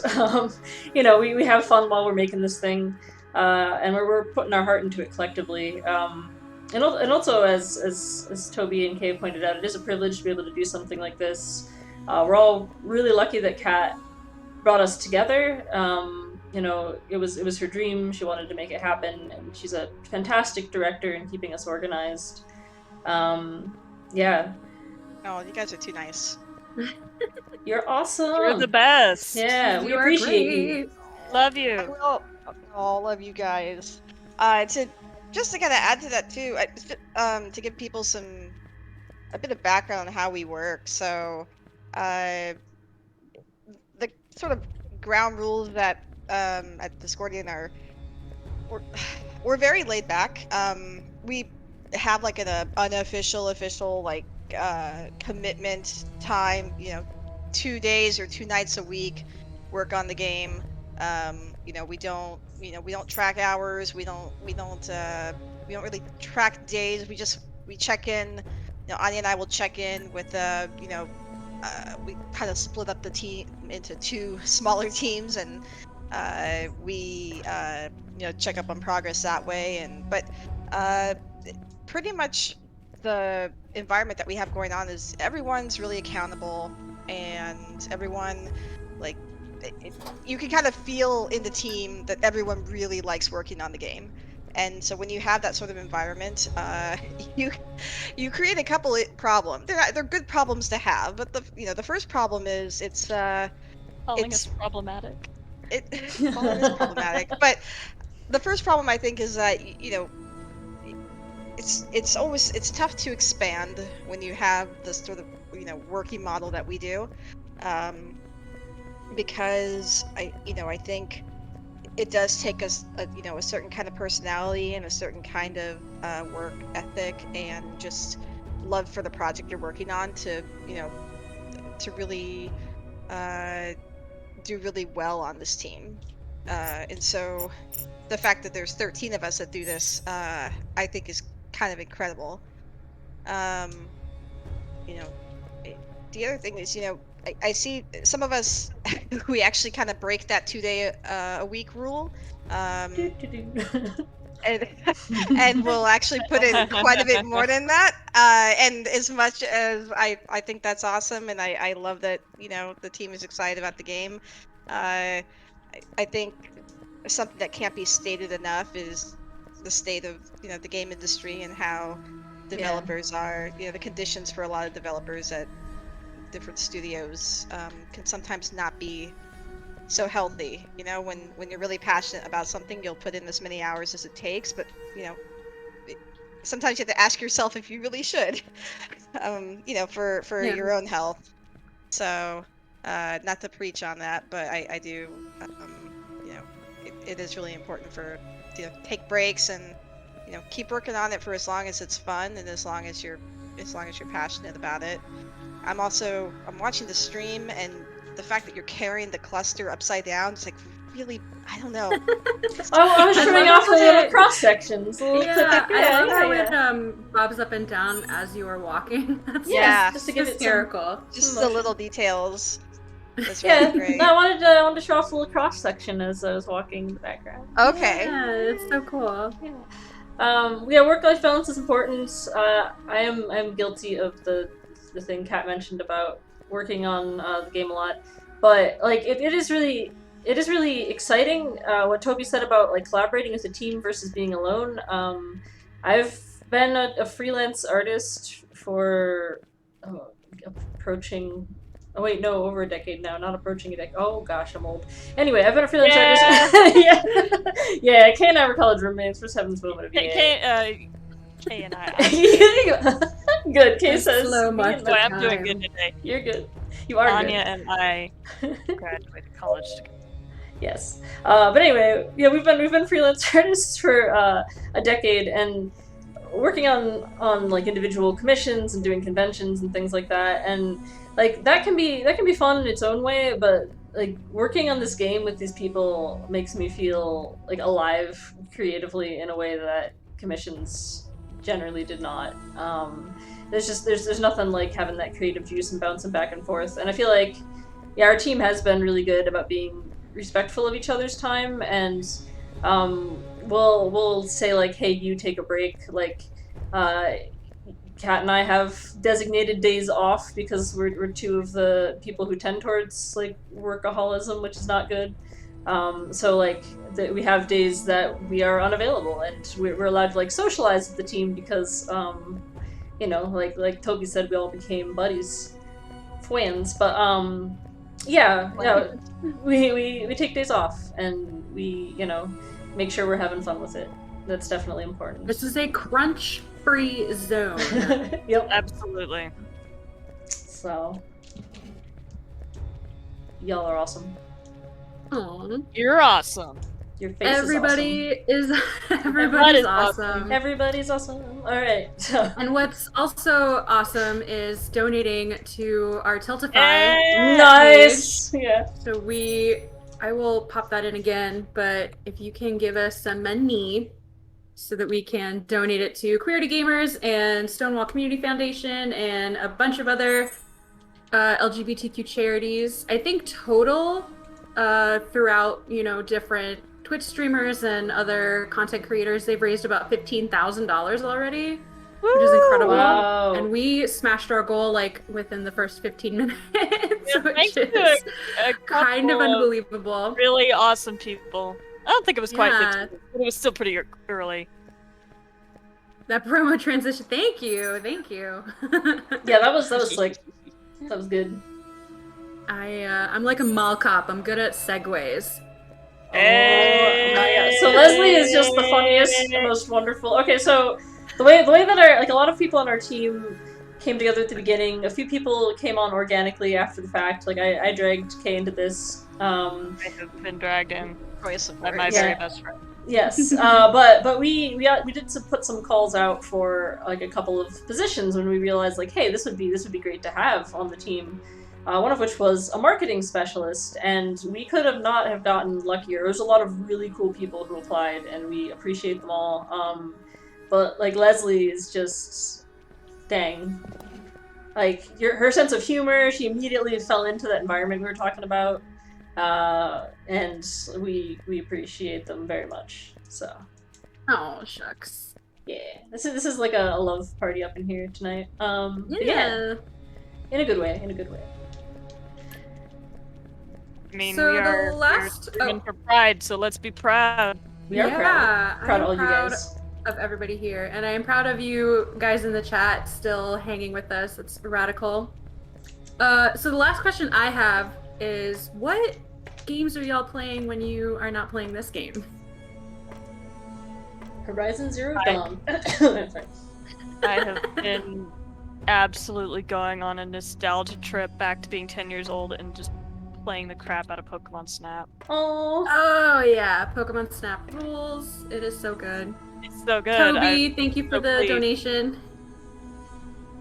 Hey! I figure since I'm here, I might as well. Also, I got to make a second star joke in the donation comment, so Oh my gosh. all worth it. The data indicates $300. Yes.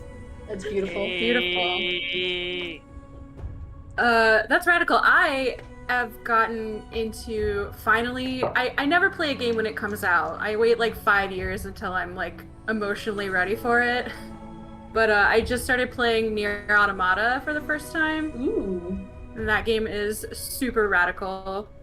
My girlfriend bought me that game like 2 years ago, and I still haven't played it. But I need Oh to. no! It's sitting. You It's need to, right it's here. I'm gonna amazing. do it. It's on my queue.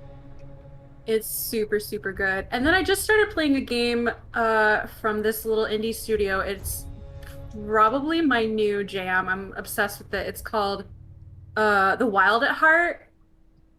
Oh my god, if y'all haven't played it, it's incredible. It's got amazing art style. It's kind of like, it's a little Pikmin-y. It's a adventure game where you kind of pick up these little wood sprite people and they do things for you, like beat up bad guys and give you money.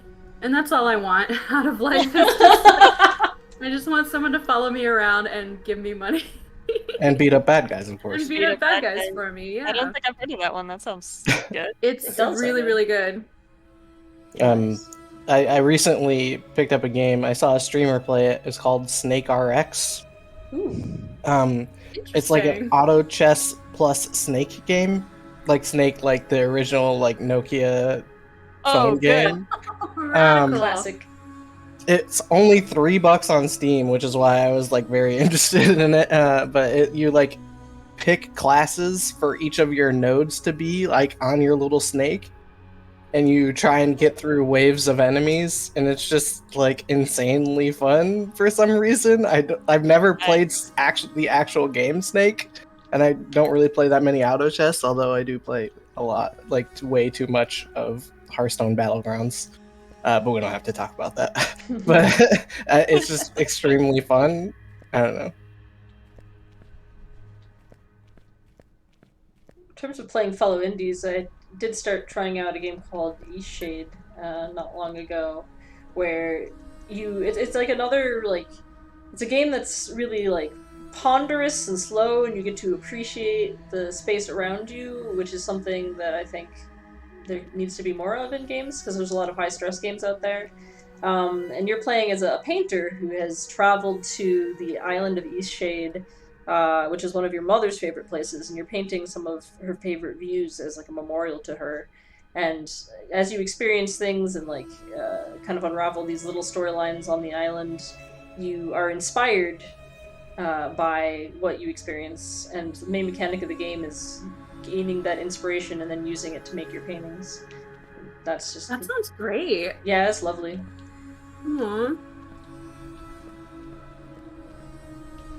You should stream more of that for us. Yeah, oh yeah, that's right. I did an in-dev stream of it spontaneously one night.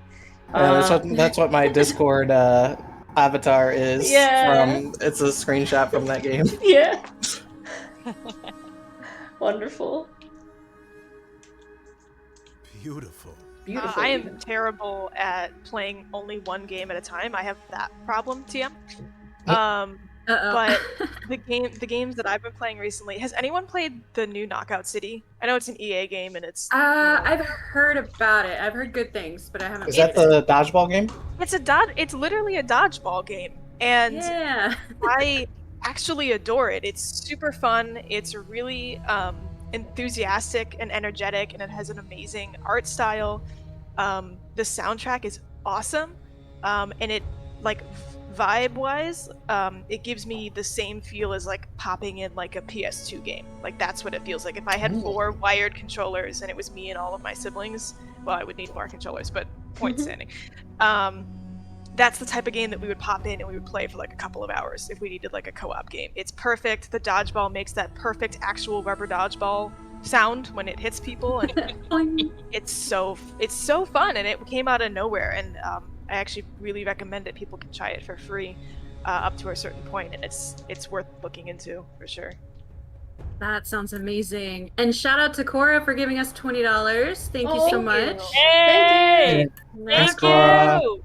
You're awesome! We are over halfway to our new goal of $500, so if y'all are just joining us, we are raising money for Stonewall Community Foundation, Queer to Gamers, and a bunch of other LGBT charities under the banner Unified for Pride. So give us your money, please. Well, not us, but we're taking the money and we're giving it Yeah, to we're giving it Eric. to them. So give them through us your money, please. Yes.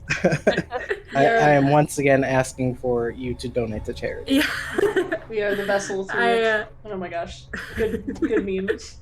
Oh my god. Fuliku says if I'm not running around in Cyberpunk, then I'm playing in Valheim. Valheim is super cool.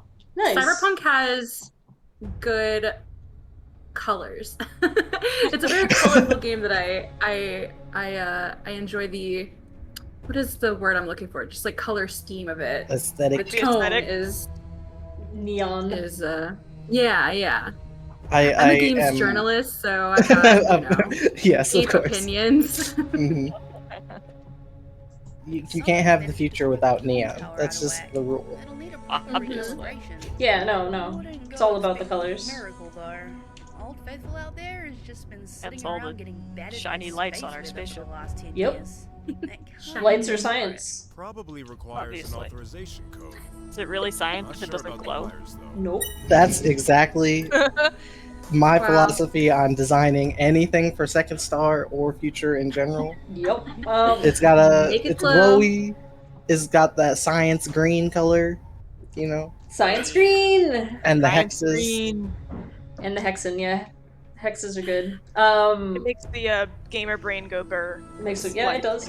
We like coming up with some like legit world building behind our designs too. So we got the glowy butt of the persistence. We've come up with some cool world building of how that engine works. We've got the little glowy bioluminescent cluster life forms. They've got world building too. So yeah. When you're digging through our logbook, I hope you guys appreciate not only that we made it science glow, but that we made it science glow and then came up with explanations as to why. Because that's important. Yeah. Definitely a purpose to the design. Yeah. Oh yeah. In addition to the memeing, but yeah. Yeah. So you make a really excellent point, because speaking of like the engine, it's not, a gas guzzling Hummer engine, from the. I mean, you can have spaceships and stuff from movies and other sci-fi related movies and TV shows and games and IPs that kind of, still have like this fire-fed engine style. But this one was super fun to work on because it's not that at all. So kind of picking the resonance and actually, Kat and I spent a lot of time on picking just the right kind of tones. It's almost kind of musical how the engine actually sounds, which was a super fun project to do. Yeah, that ship, man, I'm so happy with it. Like, the whole team has touched that ship. Not literally yet, but someday. a little scale model. It's too shiny, and we can't get our fingerprints on it. Brand new spaceship, can't beat it up. Yeah, the ship is beautiful. The soundscape you worked on for it, Griffin. Yeah, it hits just right. Your design is so unique and beautiful, Toby. Kay brought it to life. I had fun animating it, making Zushin sounds. Zoosh, but yeah, not a fuel engine at all. It's actually controlled matter, antimatter explosion, but not in a Star Trek dilithium crystals way. In a more realistic way. We actually recently consulted with a fellow who is working on his PhD in combustion, which, fair enough that people have PhDs in combustion, and talked to him about it. But yeah, it's some fancy stuff. So, Actually, it's Dr. Explosion. Dr. Explosion! But yeah, essentially like a synthetic crystal made of neutral material is how that shindig goes down. So that's pretty fun. But speaking of sound, you were talking about the sound effect earlier and it being continuous, Griffin. When it works, that's when it's continuous. So we have, yeah, here we go. Have our little fingerprints going on here. A fun thing. Whoops, I didn't mean to leave. Come back. Alright. Let me get it wrong a lot. It seems some of the panel's numbers are more faded than others, perhaps from frequent use. That scanner you found might be able to help identify them. Like one of those spy movies? Good thinking. So then we get to have our glowy spy movie moment. There are multiple ways to solve every puzzle. We had a lot of fun coming up with our initial puzzles in the demo, and we're having a lot of fun with our puzzles for the full game. You can either do some sleuthing in the data fragments you found in the logbook to find the number, or you can pull out your glowy friend. So both are valid. I think that did the trick. Program initiation sequence correct. Communications tower This is another good has soundscape. reconfigured signal wavelength to account for present levels of atmospheric interference. Hey, yeah, systems seem to have cleared up nicely. Who'd have thought? Well done, Lee. Have another look around just in case, and head back to the ship. Soundscape of that tower booting up, also very satisfying. Yeah, that one was fun. I bet, well, the people on the team might know, but I bet it would be difficult to guess where I actually pulled that sound from. Yeah, if anyone in the audience wants to have a go. And I think... Yeah, I actually don't know. I say, you might not know. It might have been, it might have been before you were here. But that is the kind of fun thing about doing audio searches, is that if you're not finding what you're looking for, you kind of have to think outside the box and think about what might make that noise to get the right feel. I don't believe it ended up getting used, but one of the sounds I ended up trying and then I believe throwing out, although I still have it because I think it sounds neat, is there is a sound clip somebody put out on the internet to use for free, and it is the sound of a submarine landing at the bottom of the ocean. Ooh. Yep. Oh. And Oh it is my this gosh. extremely deep, resonant noise, and you can feel the shape and size of the submarine hitting the ocean floor because they're massive, right? They house, tons of equipment and, at least a handful of people, and they have to be down there for a long time. So it's a big ship, right? I suppose a ship. Yep, ship. And again, we didn't end up using it right now, but who would? Yeah, I know, it was pretty cool. Thank you. But it's not one of those things that you can normally type into Google and be like, oh yeah, I really need a submarine noise for a space game, right? But the generator kick-on for that, or part of it anyway, it's actually a bunch of layered sounds, is actually an enormous water heater. It's the type of water heater that would be used for like a public bath, so like a really, really big one. And essentially what the person did is they flick on the power, and it's a whole hallway, and you can kind of hear it in the long version, of these ginormous water tanks that are fire heated.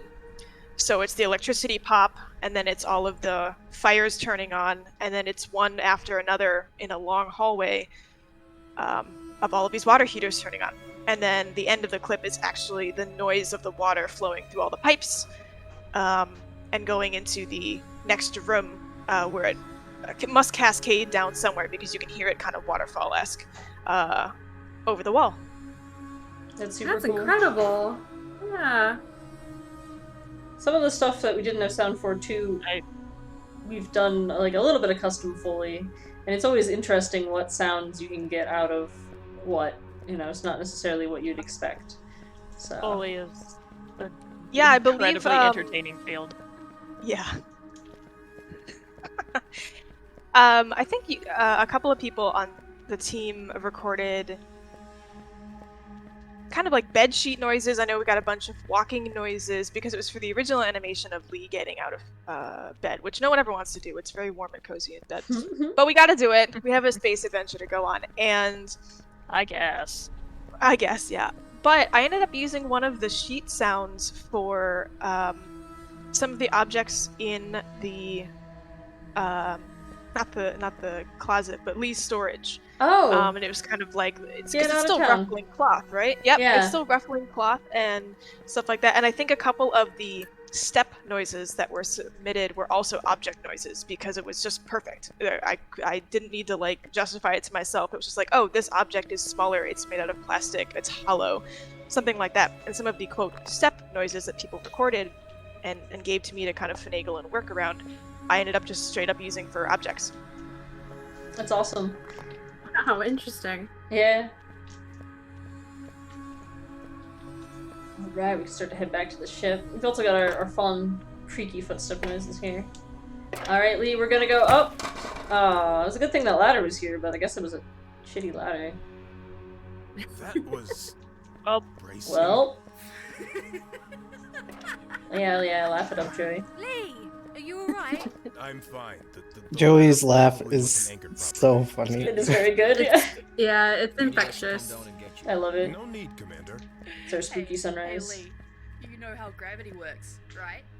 I guess. If you can't recall, I'd suggest finding something to stabilize that ladder with ASAP. Yeah, I love the day-night cycle on these planets. It's so subtle. Like, the entire time we were, playing, it's just kind of there in the background, and then all of a sudden you're like, oh, it's very dark. Spooky, scary hour time. Instability of that I love this Oh yeah, didn't you know Second Star is a horror game?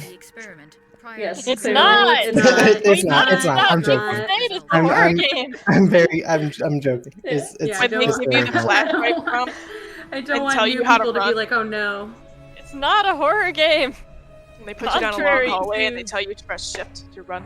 Yeah. Wait. Well, I'm very determined. This letter's just gonna magically work for me. I don't care what Joey says about gravity. And Anavi sassed me a little bit, but like, I'm persevering here. Anon Lee doesn't take no junk from nobody. But yeah, some of those sheet noises actually, I remember, I don't want to Thank skip you, this. Audrey. Oh, for thank you. $11.69. Nice. Nice. Nice. Thank you, Incredible. Audrey. To secure the ladder. Alright, I've been sassed by my crewmates like 3 times now, I guess. Lee at Gravity, I'm built different. You will work for me. Yeah, come on. Just by sheer force of will. Try this again. I guess. Oh, look at the sunrise creeping over the rocks, though. Hell yeah.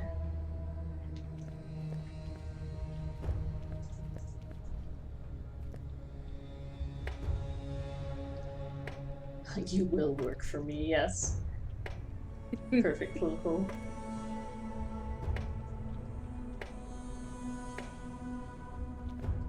Alright, we've defeated gravity, I guess. And, ooh, just in time to really get a nice view of this sunrise. Working in Unity's been a lot of fun. It's, sometimes it can be grumpy. It greets me every day by crashing at least once. It's just how I know that it still likes me. But the things you can do in this software are kind of mind-blowing, I guess, as an indie dev. There's some really powerful tools out there. Certainly nothing. Yeah, I mean, going back to kind of like how we are able to do this thing as like game devs with day jobs, like Unity is a huge asset. Yeah. And the Unity asset store, not to make a pun or anything, but like it's just an amazing tool to be able to like create something like Second Star as like people who don't have access to like AAA studio, programs. And I'm definitely not a programmer or anything, but like once you get used to it, and there's a lot of tutorials around to just be able to navigate the program and like create stuff like Second Star. It's just so crazy to me that this exists and is free, essentially. Yeah. I went into working on Second Star thinking I would just be doing concept art and maybe some key marketing art and accidentally all the things, and so I had no idea how to use Unity when I went into this, and like Toby said, there are a lot of really wonderful tutorials out there, so if you are thinking of working on a game yourself, definitely a powerful tool, definitely a lot of resources for you. There's a built-in terrain sculptor that we used to carve out our canyon here and some of our distant vistas that you'll get to visit in the full game. a big chunk of Recall in the full game is actually down in the caves, so y'all have that to look forward to. Yeah, it's been a lot of fun. I have like cursory 3D knowledge because I only took like a couple 3D classes well over a decade ago, and my focus was more 2D animation. And definitely, you know, have found Unity to be a comfy friend despite its greeting crashes.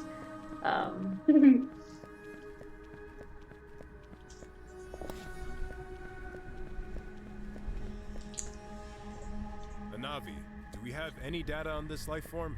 A fascinating specimen, Dr. Lee. This silicon-based entity extends many kilometers beneath you. All of these outcroppings are part of the same individual. Amazing. Look at how it glows. Like an aspen tree. And much like how the cluster life form is all part of the same individual, our charity is one charity donating to several causes. I tried to do a smooth segue like this, not quite as good. Okay. No, I feel like that was I pretty think good. it was great. Yeah. That was incredible, yeah. Thanks, friends. But yeah, any of y'all who wandered in, we are streaming for UnifiedForPride. If you physically look at the little QR code shindig on the screen there, you can scan that, or Leslie just dropped the link. So feel free to give that a once-over, maybe toss in a few dollars to benefit the Stonewall Foundation and QWERTY Gamers and a couple other wonderful organizations for this lovely Pride Month 2021.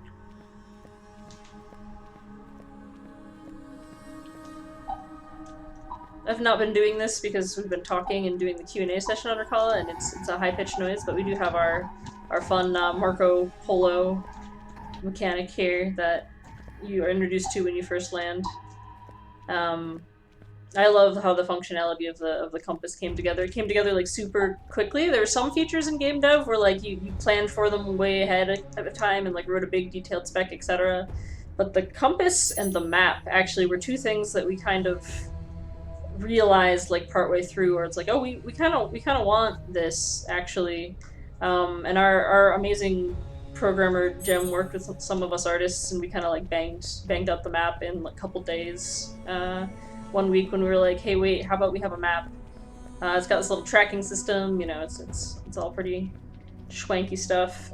We knew from early on we wanted a Marco Polo sort of mechanic for the fragments, but putting it on the compass was, yeah.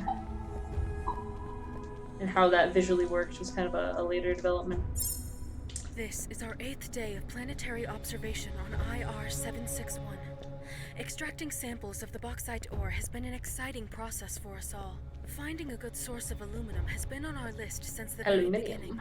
And Showilawu in particular seems to be in high spirits at these discoveries. Seismic activity makes further exploration difficult, as well as interfering with our comm system. Carter has calibrated the system multiple times and noted the wires need reattaching, probably as a direct result of the frequent tremors. I have put in a request with Lieutenant Boshkov to replace the stripped wires with switches in the control panel. This should help hold the configuration in place during future quakes.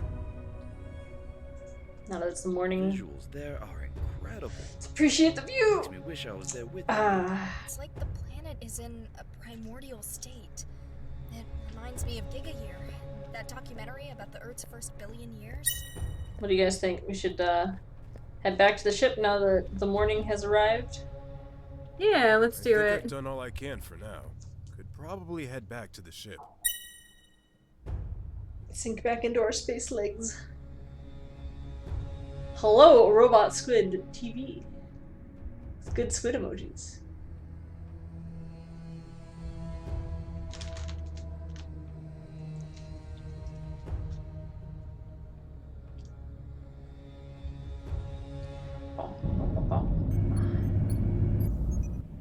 Welcome back, Dr. Lee. Was your ascent from the planet uneventful? It was fine. I'm still getting used to the shuttle's controls, but at least I made it back in one piece.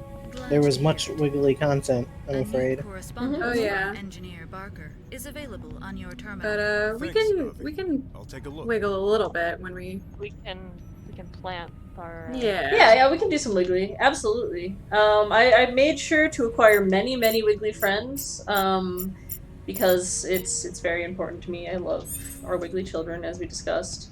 But yes, this is just like a preview of our hydroponics. It's kind of just an indication that it will be get here. all of them? No, I think I missed a couple, but I got close. We were Most generous of them. in our yeah, most of them. But yeah, there will be a full hydroponics mechanic Is there an to the game. achievement for if you pick up every single We joked about that, how it should be like clusterfunk, you know, like it's yeah. But there is not. That might be a wonderful thing. We do have some fun achievements in our demo. For those who haven't. Oh, the banters. Session of Kundalini yoga in the common room at Hi, 1700 June. hours. You're sweet. It's invigorating. They're so and good. great stress reliever. Sounds great, Doc. Sorry to Shia say, does not I'll be busy. see the light. Extremely busy. I Buddy. know it might be intimidating, but you'll be in a safe space.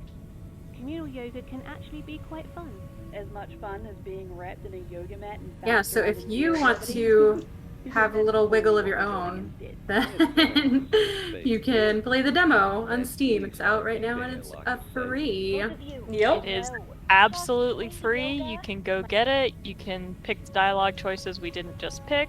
You can get your own wiggly friends. Wiggly. And notice they do wiggle slightly differently on the ship than they do on Rakala. That kind of goes back to our baked, instanced wiggles that we had to figure out the mechanics of to have quite so many of them planted on the surface versus just the three in the lab can have their naked, natural animation happening here. It's not baked. These frames are happening. They're beautiful. You can appreciate them in all their glory. But yeah, you definitely check out our demo. We're really proud of it. And once oh, go ahead. I was gonna say once you finish the demo, you can wishlist the full game, which I put in the chat as well. You can also do it from the demo page once you're done playing.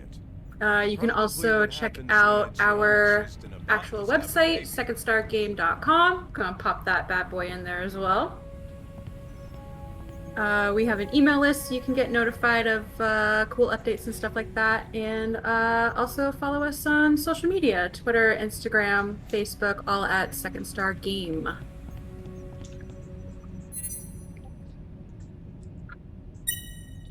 All right. So here's that message that Anabi told us about when we got back on the ship. But yeah, wishlist the full game so you'll get notified when you can be in orbit of the other 3 beautiful planets you saw on our holo projector here. I definitely personally can't get enough of this view, not to quote one of the character lines from On the Planet. That was unintentional until I was like halfway through saying it and I was like, oh, okay, it's just part of my brain now. But yeah, it's been really gratifying making this real. Seeing it from the early concept of like 1990s lava texture to and the burnt Cheeto puff phase to this delicious spicy globe of goodness. So, alright, let me do some fabricating real quick. Like we were saying, for all of these blueprints, you kind of get the art preview of what the thing will look like. So you can kind of like see how this matches some of the items in your inventory. Just a lot of like ambient environmental context clues. There's also instructions on how to use the fabricator, which talk about deconstruction of items. Oh, more banters. Little scuffed. Yeah, I'll let you guys experience that for real in the demo. So clamming around on our baby's nose. But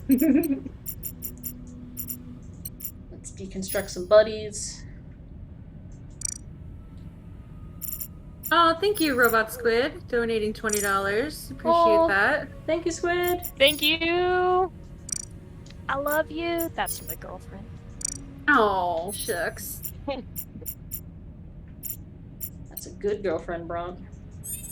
Thank you so much for your donation, though. It's awesome. Gonna go to all of these charities that we're donating to for Pride. This is clearly a nozzle, right? And rocks are conductors. Oh, okay. Yeah. Alright, so yeah, there's the air canister in the base. There's our heat gun in the art there. There's some metal. Oh, another anonymous with a $30 donation. Anon! Thank you. Thank you, Anon! Thank you, Anon! If you weren't here earlier, one of our first donors was also Anon, and we named our Lee Anon in gratitude for their donation. For the Anons of the world. A-N-A-A-N, I believe we spelled it. Yeah, great work, everyone. It looks so beautiful. Oh, thank you. Geez, thank you so much. That's super nice. You're awesome. The raddest. So, friends, I discovered a new bug that we never found here live on TV. I just did a live workaround. Oh no, Jem's gonna kill us. Oh no, that's embarrassing. Oh no. No. It was one of those things that only could come up if you achieved our hypothetical non-existence clusterfunk, where you picked all the clusters. Because a second ago, I had our limited inventory for the crafting completely filled with cluster life forms, and so it pushed the silicon wafers out of existence, so I had to deconstruct a bunch of them. Because in the full game it's not going to be a problem, because this will be much larger in the full game. But we didn't think we needed more inventory slots than this. Well, at least it's not game breaking, so we can still you just have to deconstruct them. Yep, but basically I picked way too many wiggly friends. Yeah. Incredible. Well done. Sometimes the Wiggles are too powerful, okay? And that's just Wiggles are too powerful. Yeah. I'm very amused to have discovered a new bug live on TV. But anyway, let us wrap our evening by talking to our good pal Joey here. Hey Joey, I finished the plasma cutter. Wait, you actually did it? No shit. Did it give you much trouble? All right, let's look into a bit of this. There was a message from Joy that was a bit sus. She was like, "Hey, don't tell the commander." So what's with that? Secrecy? Does the commander disapprove? I just don't want him to worry. I mean, Don't want him to worry. know that I know what I'm doing, but sometimes people panic when they hear things like plasma cutter and Joey in the same sentence. We do have some core RPG mechanics going on here, where you can find out more about what's going on. Have you mentioned any of this to Eros? Maybe we should keep them in the loop. They might be able to help. What are they gonna do? Send a repairman? On a weekend? Don't be ridiculous, Lee. There we go. That's that line we were referencing earlier. Did something happen to the ship? Oh, it's nothing like that. I'm just trying to make some improvements. On a weekend? Reduce the risk of breaking down and dying out here. Isn't space fun? A bundle of fun. Plenty of My lab parts. has me well equipped for on-the-fly projects. Good thing we never throw out used parts. Maybe I shouldn't clean my lab after all. Yeah, these knows Space what's not up. right. I guess I'll be coming to your lab to scavenge used parts from now on. Thanks for being cool about it, Lee. I owe you one. Have all your stuff set out on the floor, and you can see what you have. But yeah, we have our investigate option here because we learned more about what was going on. Like in many RPGs, we are able to talk to Joey in interesting ways. Good team. You coming up with grand and dangerous inventions, me facilitating you by building said inventions. Next thing you know, we'll be reworking the entire ship. Don't tease me, Lee. Keep saying things like that and you'll get us both into trouble. Or is that the goal? Well... Actually, how about we get some coffee later? I've almost run out. We can fiddle with the galley's equipment while we're there. Fiddle with the equipment. Wow. That better not be a waste of an innuendo, Lee. Just, say the word and we can fiddle with the equipment to our little heart's content. Well, let's start with coffee. I'll see you in a bit. So, if any of you lovely folks in the audience have any other questions for us devs about, what it's been like so far working on Second Star, questions about the game and the world building, or, about whatever you want, feel free. Oh, go ahead. Oh no, You can ask us our favorite color. Go ahead. I was just gonna say, shout out to Anon, a donation of $4.20. Nice. Oh yeah! Thank you, my Anon. favorite color is all of them. Y'all are too funny. My favorite color is a purple. Hell yeah. Purple is a very good color. That is my second favorite color after green. Air horns. Purple friend, yay! Purple. But yeah, if you have any questions for us as devs about the questions about the game, we have in chat Anya, who is again producer and writer for Anavi and concept artist and many hats. We have Leslie, our lovely marketing director, Griffin, our audio designer, Kat, our director, Toby, the art director, and me, I'm lead 3D. So any of those people can answer questions about any of those things. Bum, bum. And you can always, like I said, follow us on social media. We have links in the chat for that. You can check out our website, secondstargame.com. It has a very cool cinematic trailer for the game, which is I watch that once a week, and I'm always blown away by how professional and very cool it looks. Like holy crap, this is a real deal game. Leslie, you're so sweet. Our YouTube has a couple videos, including interviews from Eros for each of our crew members, aside from Lee. So you can check those out as well. They are in fact being interviewed about their opinion of Lee, because you playing as Lee have been added to the crew last. You're replacing the previous scientist who had to bow out of the mission. Yeah. Those are really cool. Definitely worth a listen. What happened to the scientists who bowed out? Wrong answers only. Wrong answers only. Wrong answers only. Okay. They ate too many baguettes and had an allergic reaction to the yeast. Oh, that's tragic. No. Oh gosh. Ew. That's sad. Waiting in line. Thankfully, it's for wrong answers, so. Yeah, exactly. It's wrong answers only. That's how this works. They realized that there aren't cats in space, and that they needed to pat a cat every day to function, and so they didn't. You know what? Valid. That is extremely valid. Right? I would also not be They able to kept go in using space. screwdrivers as doors and walls. Oh gosh. Yeah, we talked about that in our screwdriver phobia. God. Yeah, we talked about that in our first dev stream, but this wall had a brief stint in life as a screwdriver, and there was a neon pink screwdriver that was lurking behind this desk that wasn't actually a model, it was secretly a texture that somehow... Screwdriver infestation. Yeah, they're just everywhere. We had to call an exterminator and fumigate the whole place to get rid of the screwdrivers. Yeah, I hate when that happens. There was a dev tweet I saw the other day. By the other day, I mean a couple weeks ago, and I have no concept of time, but that it was something to the effect of a cursed umbrella in somebody's game, and a major breakthrough from them was getting rid of the cursed umbrella. So I felt that in my bones. Yeah, that's just game dev. Curious things happen. Yeah, Just game dev things. Just game dev things.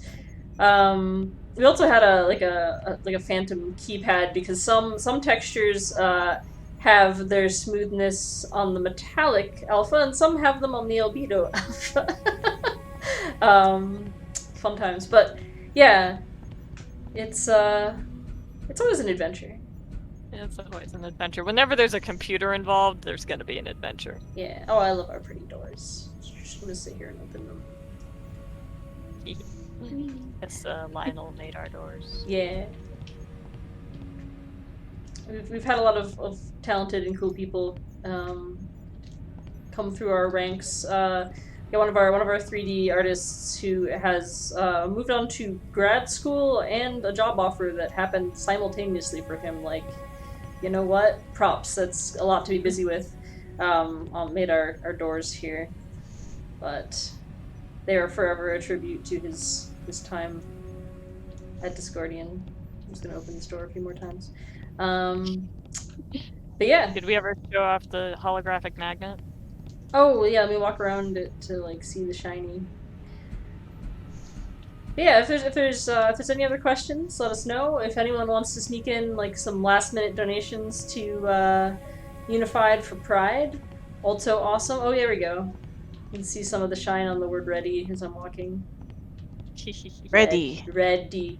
Ready. We exploded our first goal thanks to some very generous donors. Thank you, everyone. Yeah, a couple of really generous donors. Like huge thank you to, what was it? DSAK. DSAK. Thank you. Yeah. That huge $190 donation. It's very thoughtful. But also thank you to all of the donations, including 1169 and 420. Yeah, $4 is my favorite. Yeah, the $4.20 is wonderful.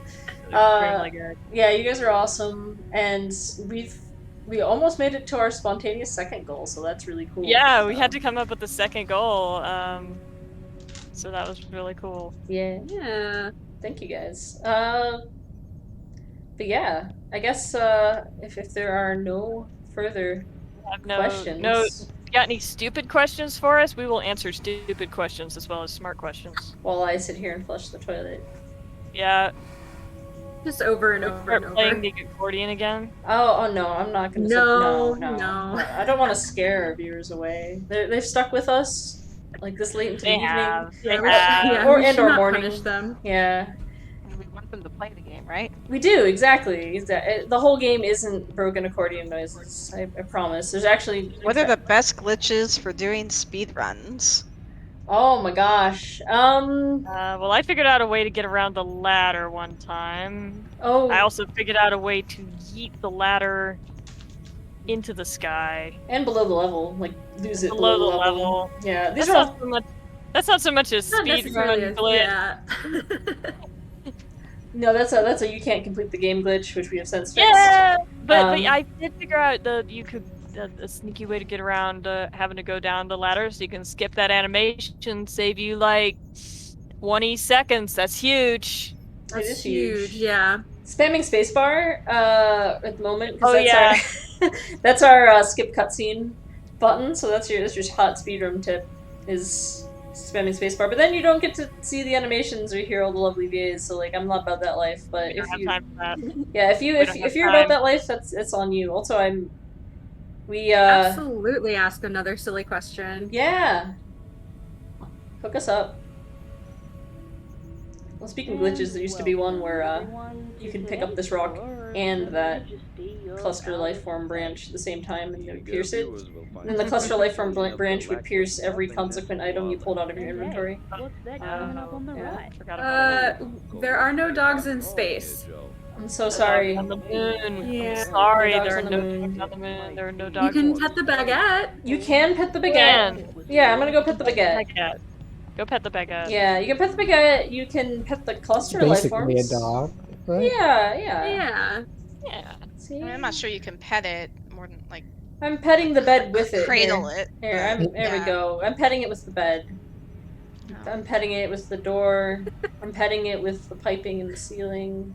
You can rub the baguettes along various surfaces on the ship. Yeah. It's very important.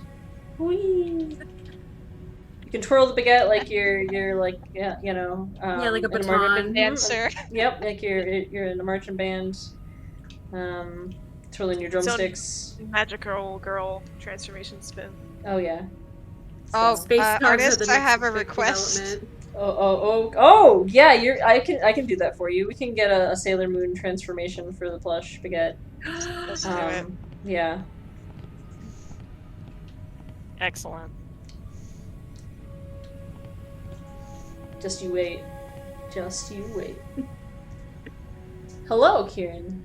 You have wandered in on the tail end of our Space Dogs, the next big development. You know what? They are. I wish we could bring our dogs. I have a dog sleep behind me. Dog. He's a good dog, and if I went to space, I would miss him very much. So, yeah, he's a big Well, noodle. Kieran, if you have any questions for us, we accept good questions and also stupid questions. Yep.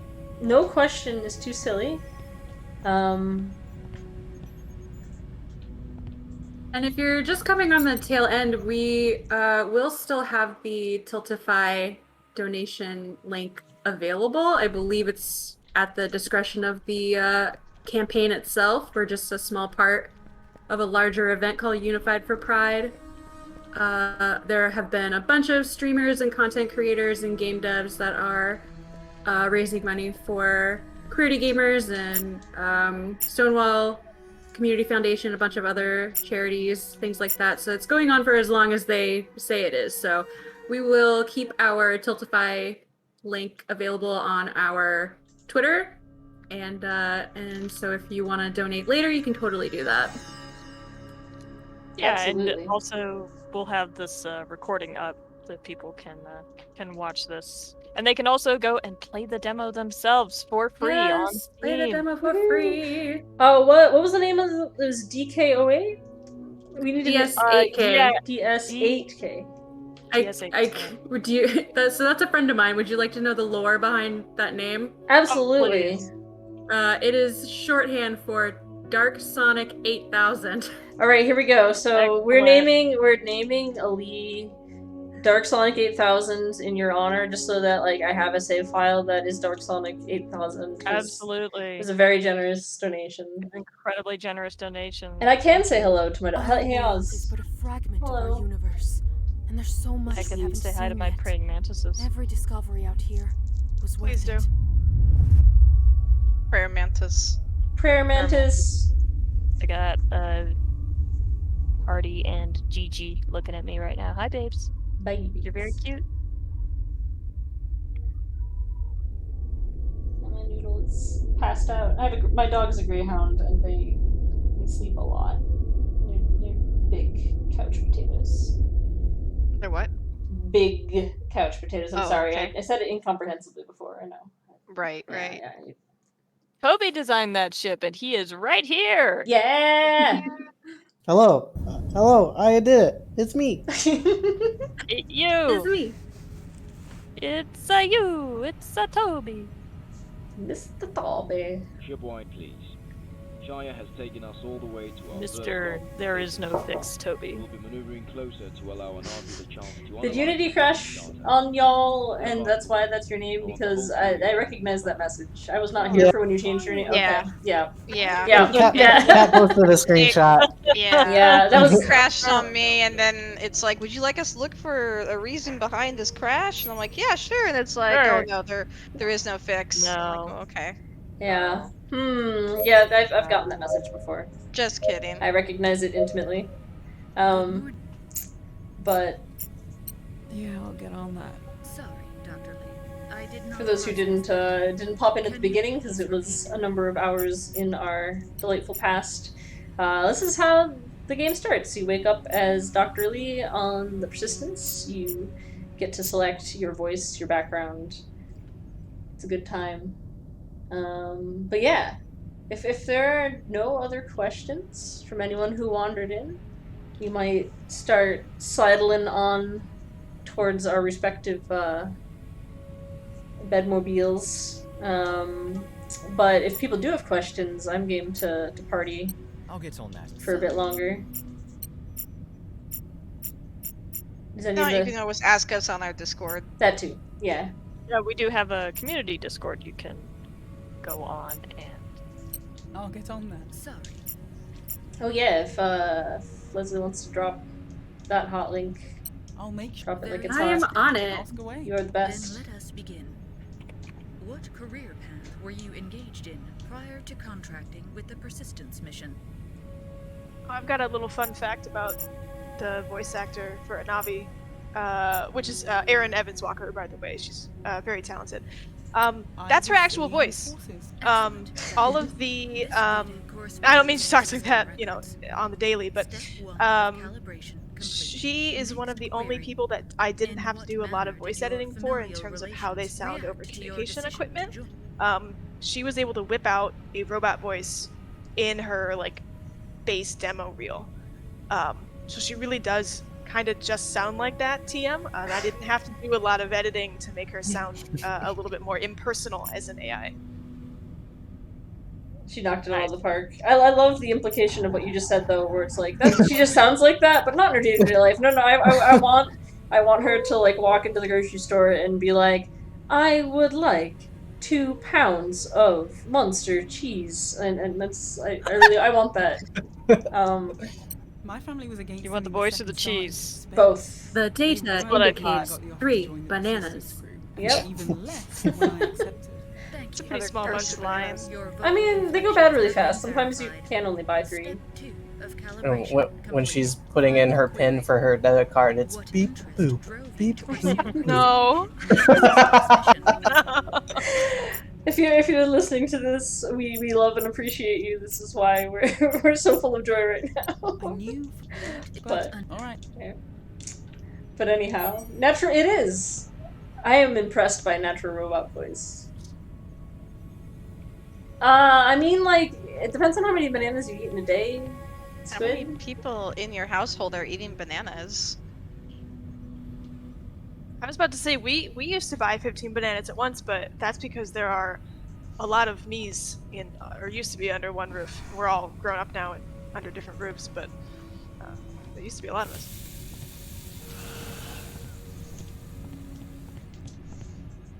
Yeah, I can only ever buy 3 or 4 bananas at once because Anya. Well, actually, no. In the past Anya, I could only buy 3 bananas at once because they'd go bad otherwise.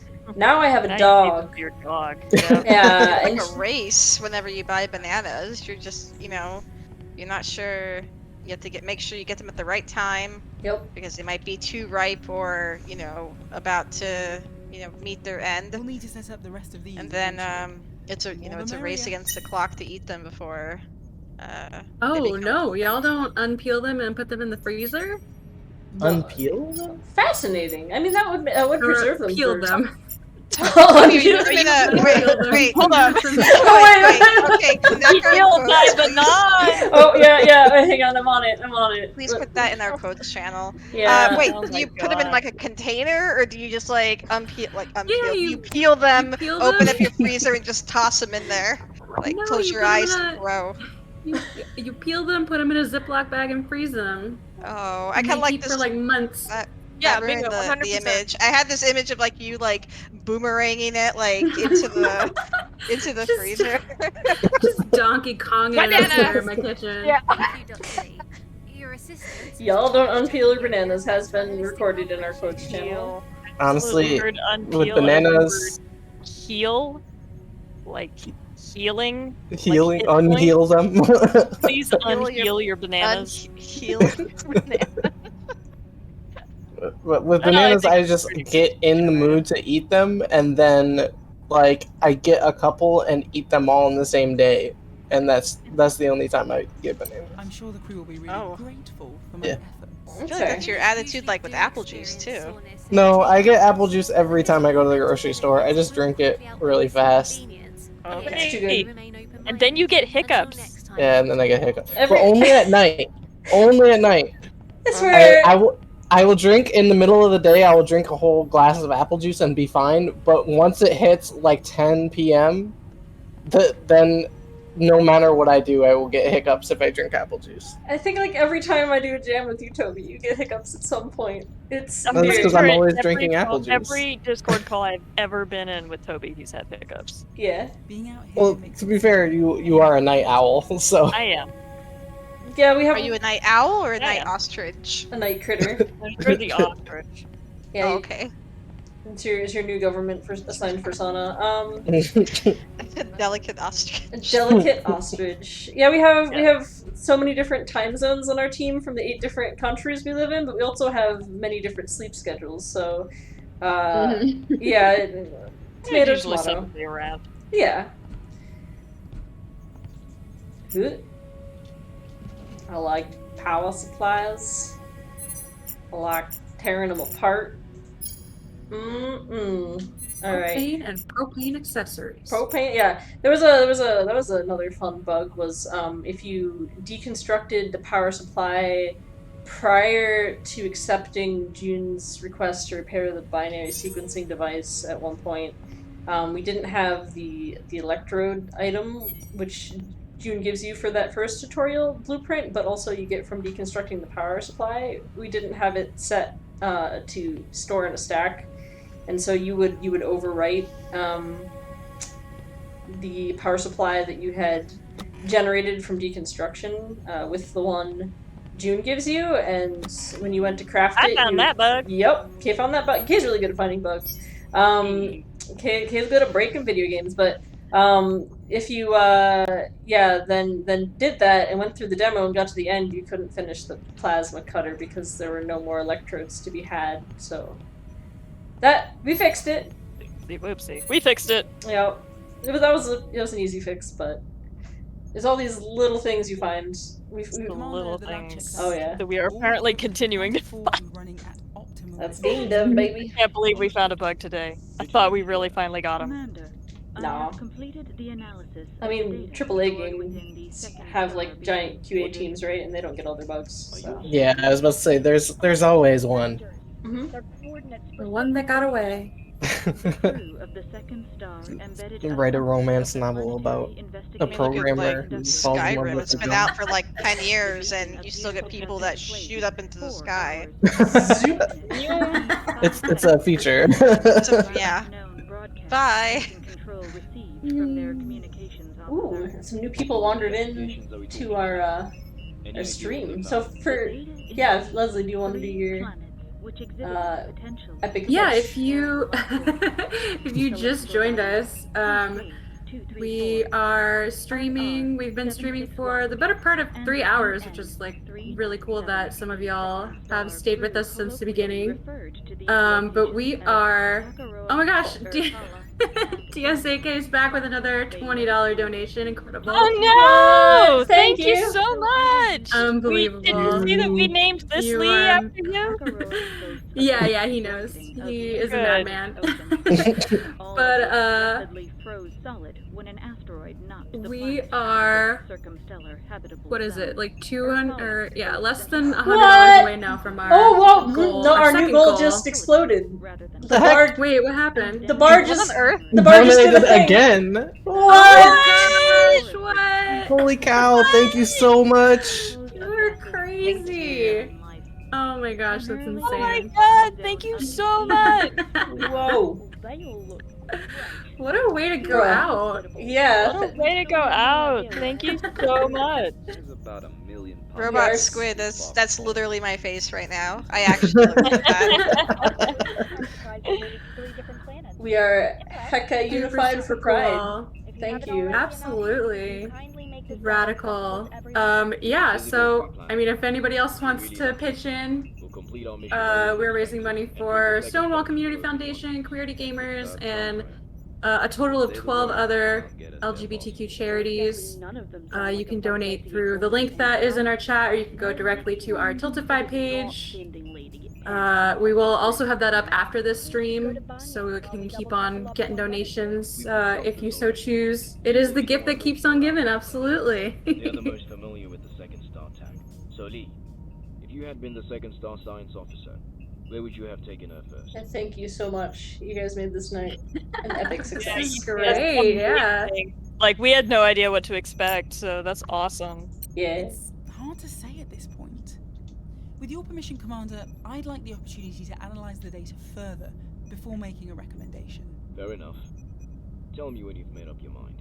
Planetary data retrieved from the beacon is now Looks like the data indicated that there were in fact 3 planets. It did.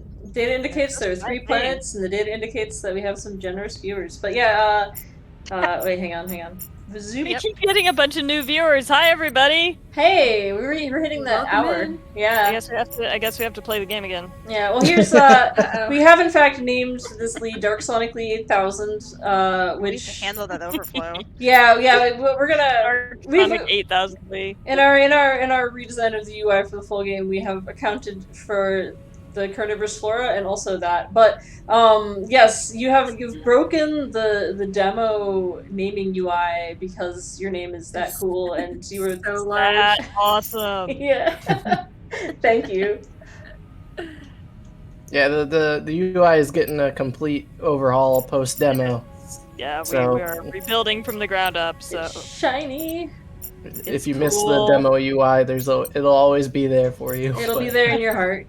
You'll I don't be think in we've my- shown any of the new UI yet, have we? No, it's our little secret. Our little secret. Well, it's really cool. It's sexy. I have secret knowledge. Wow. Yeah.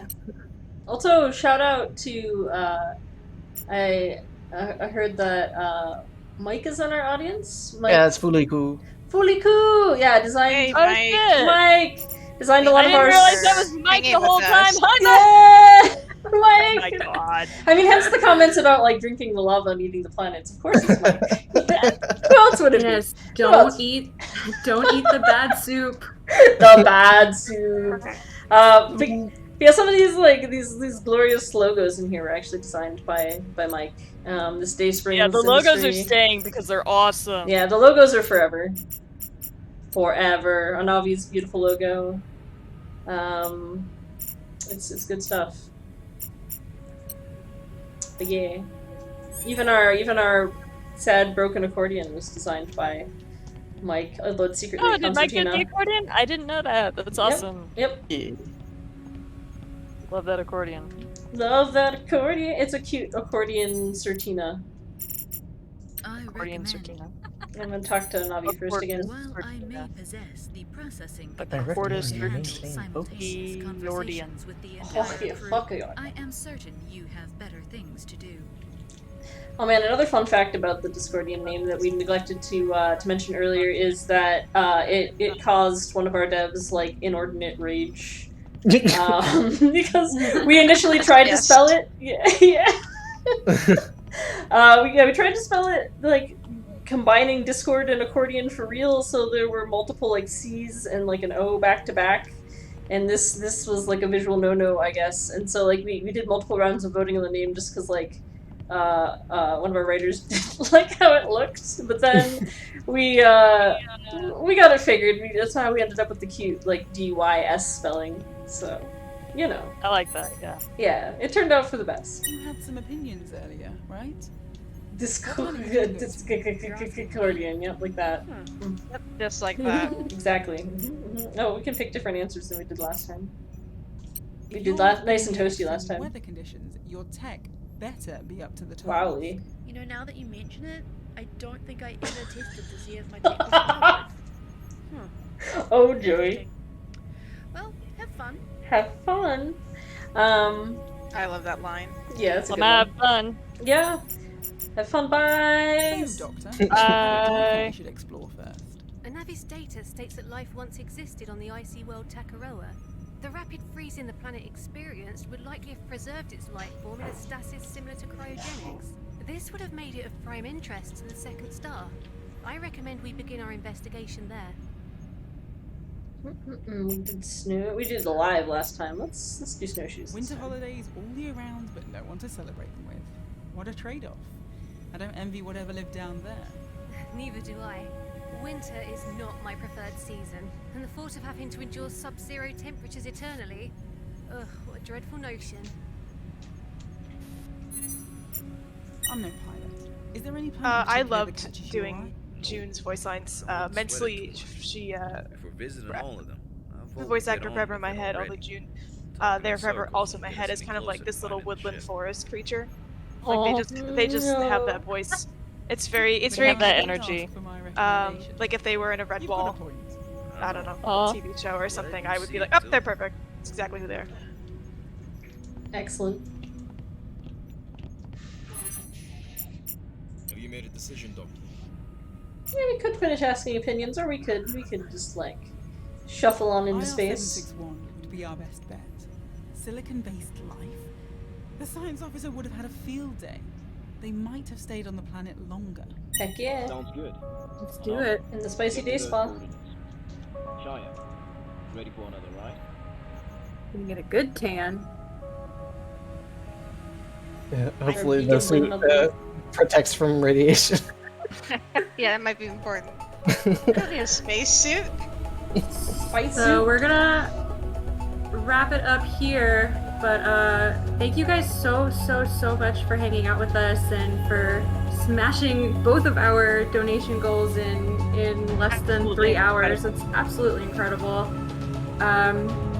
Like I said, we're going to keep our donation link available on our Twitter, so you can check us out there. We're also on Instagram and Facebook, Second Star Game.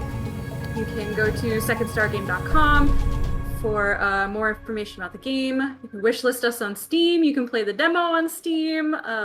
Check us out. You can join our Discord if you want to hang out with some of the dev team and ask questions, or just hang out with people that love this game as much as we do.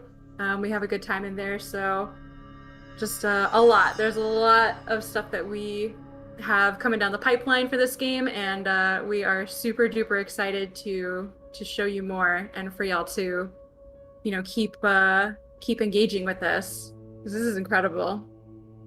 Yeah, thank you so much. Thank you so much.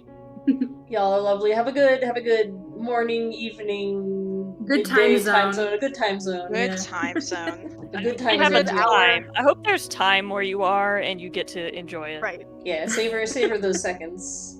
They go by at an astonishing rate of 1 second per second. And Whoa. yeah, well, all right.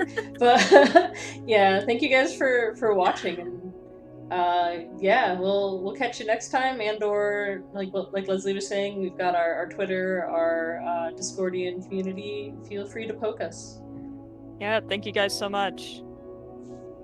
See you guys later. Have a good night. Bye. Bye. Good night.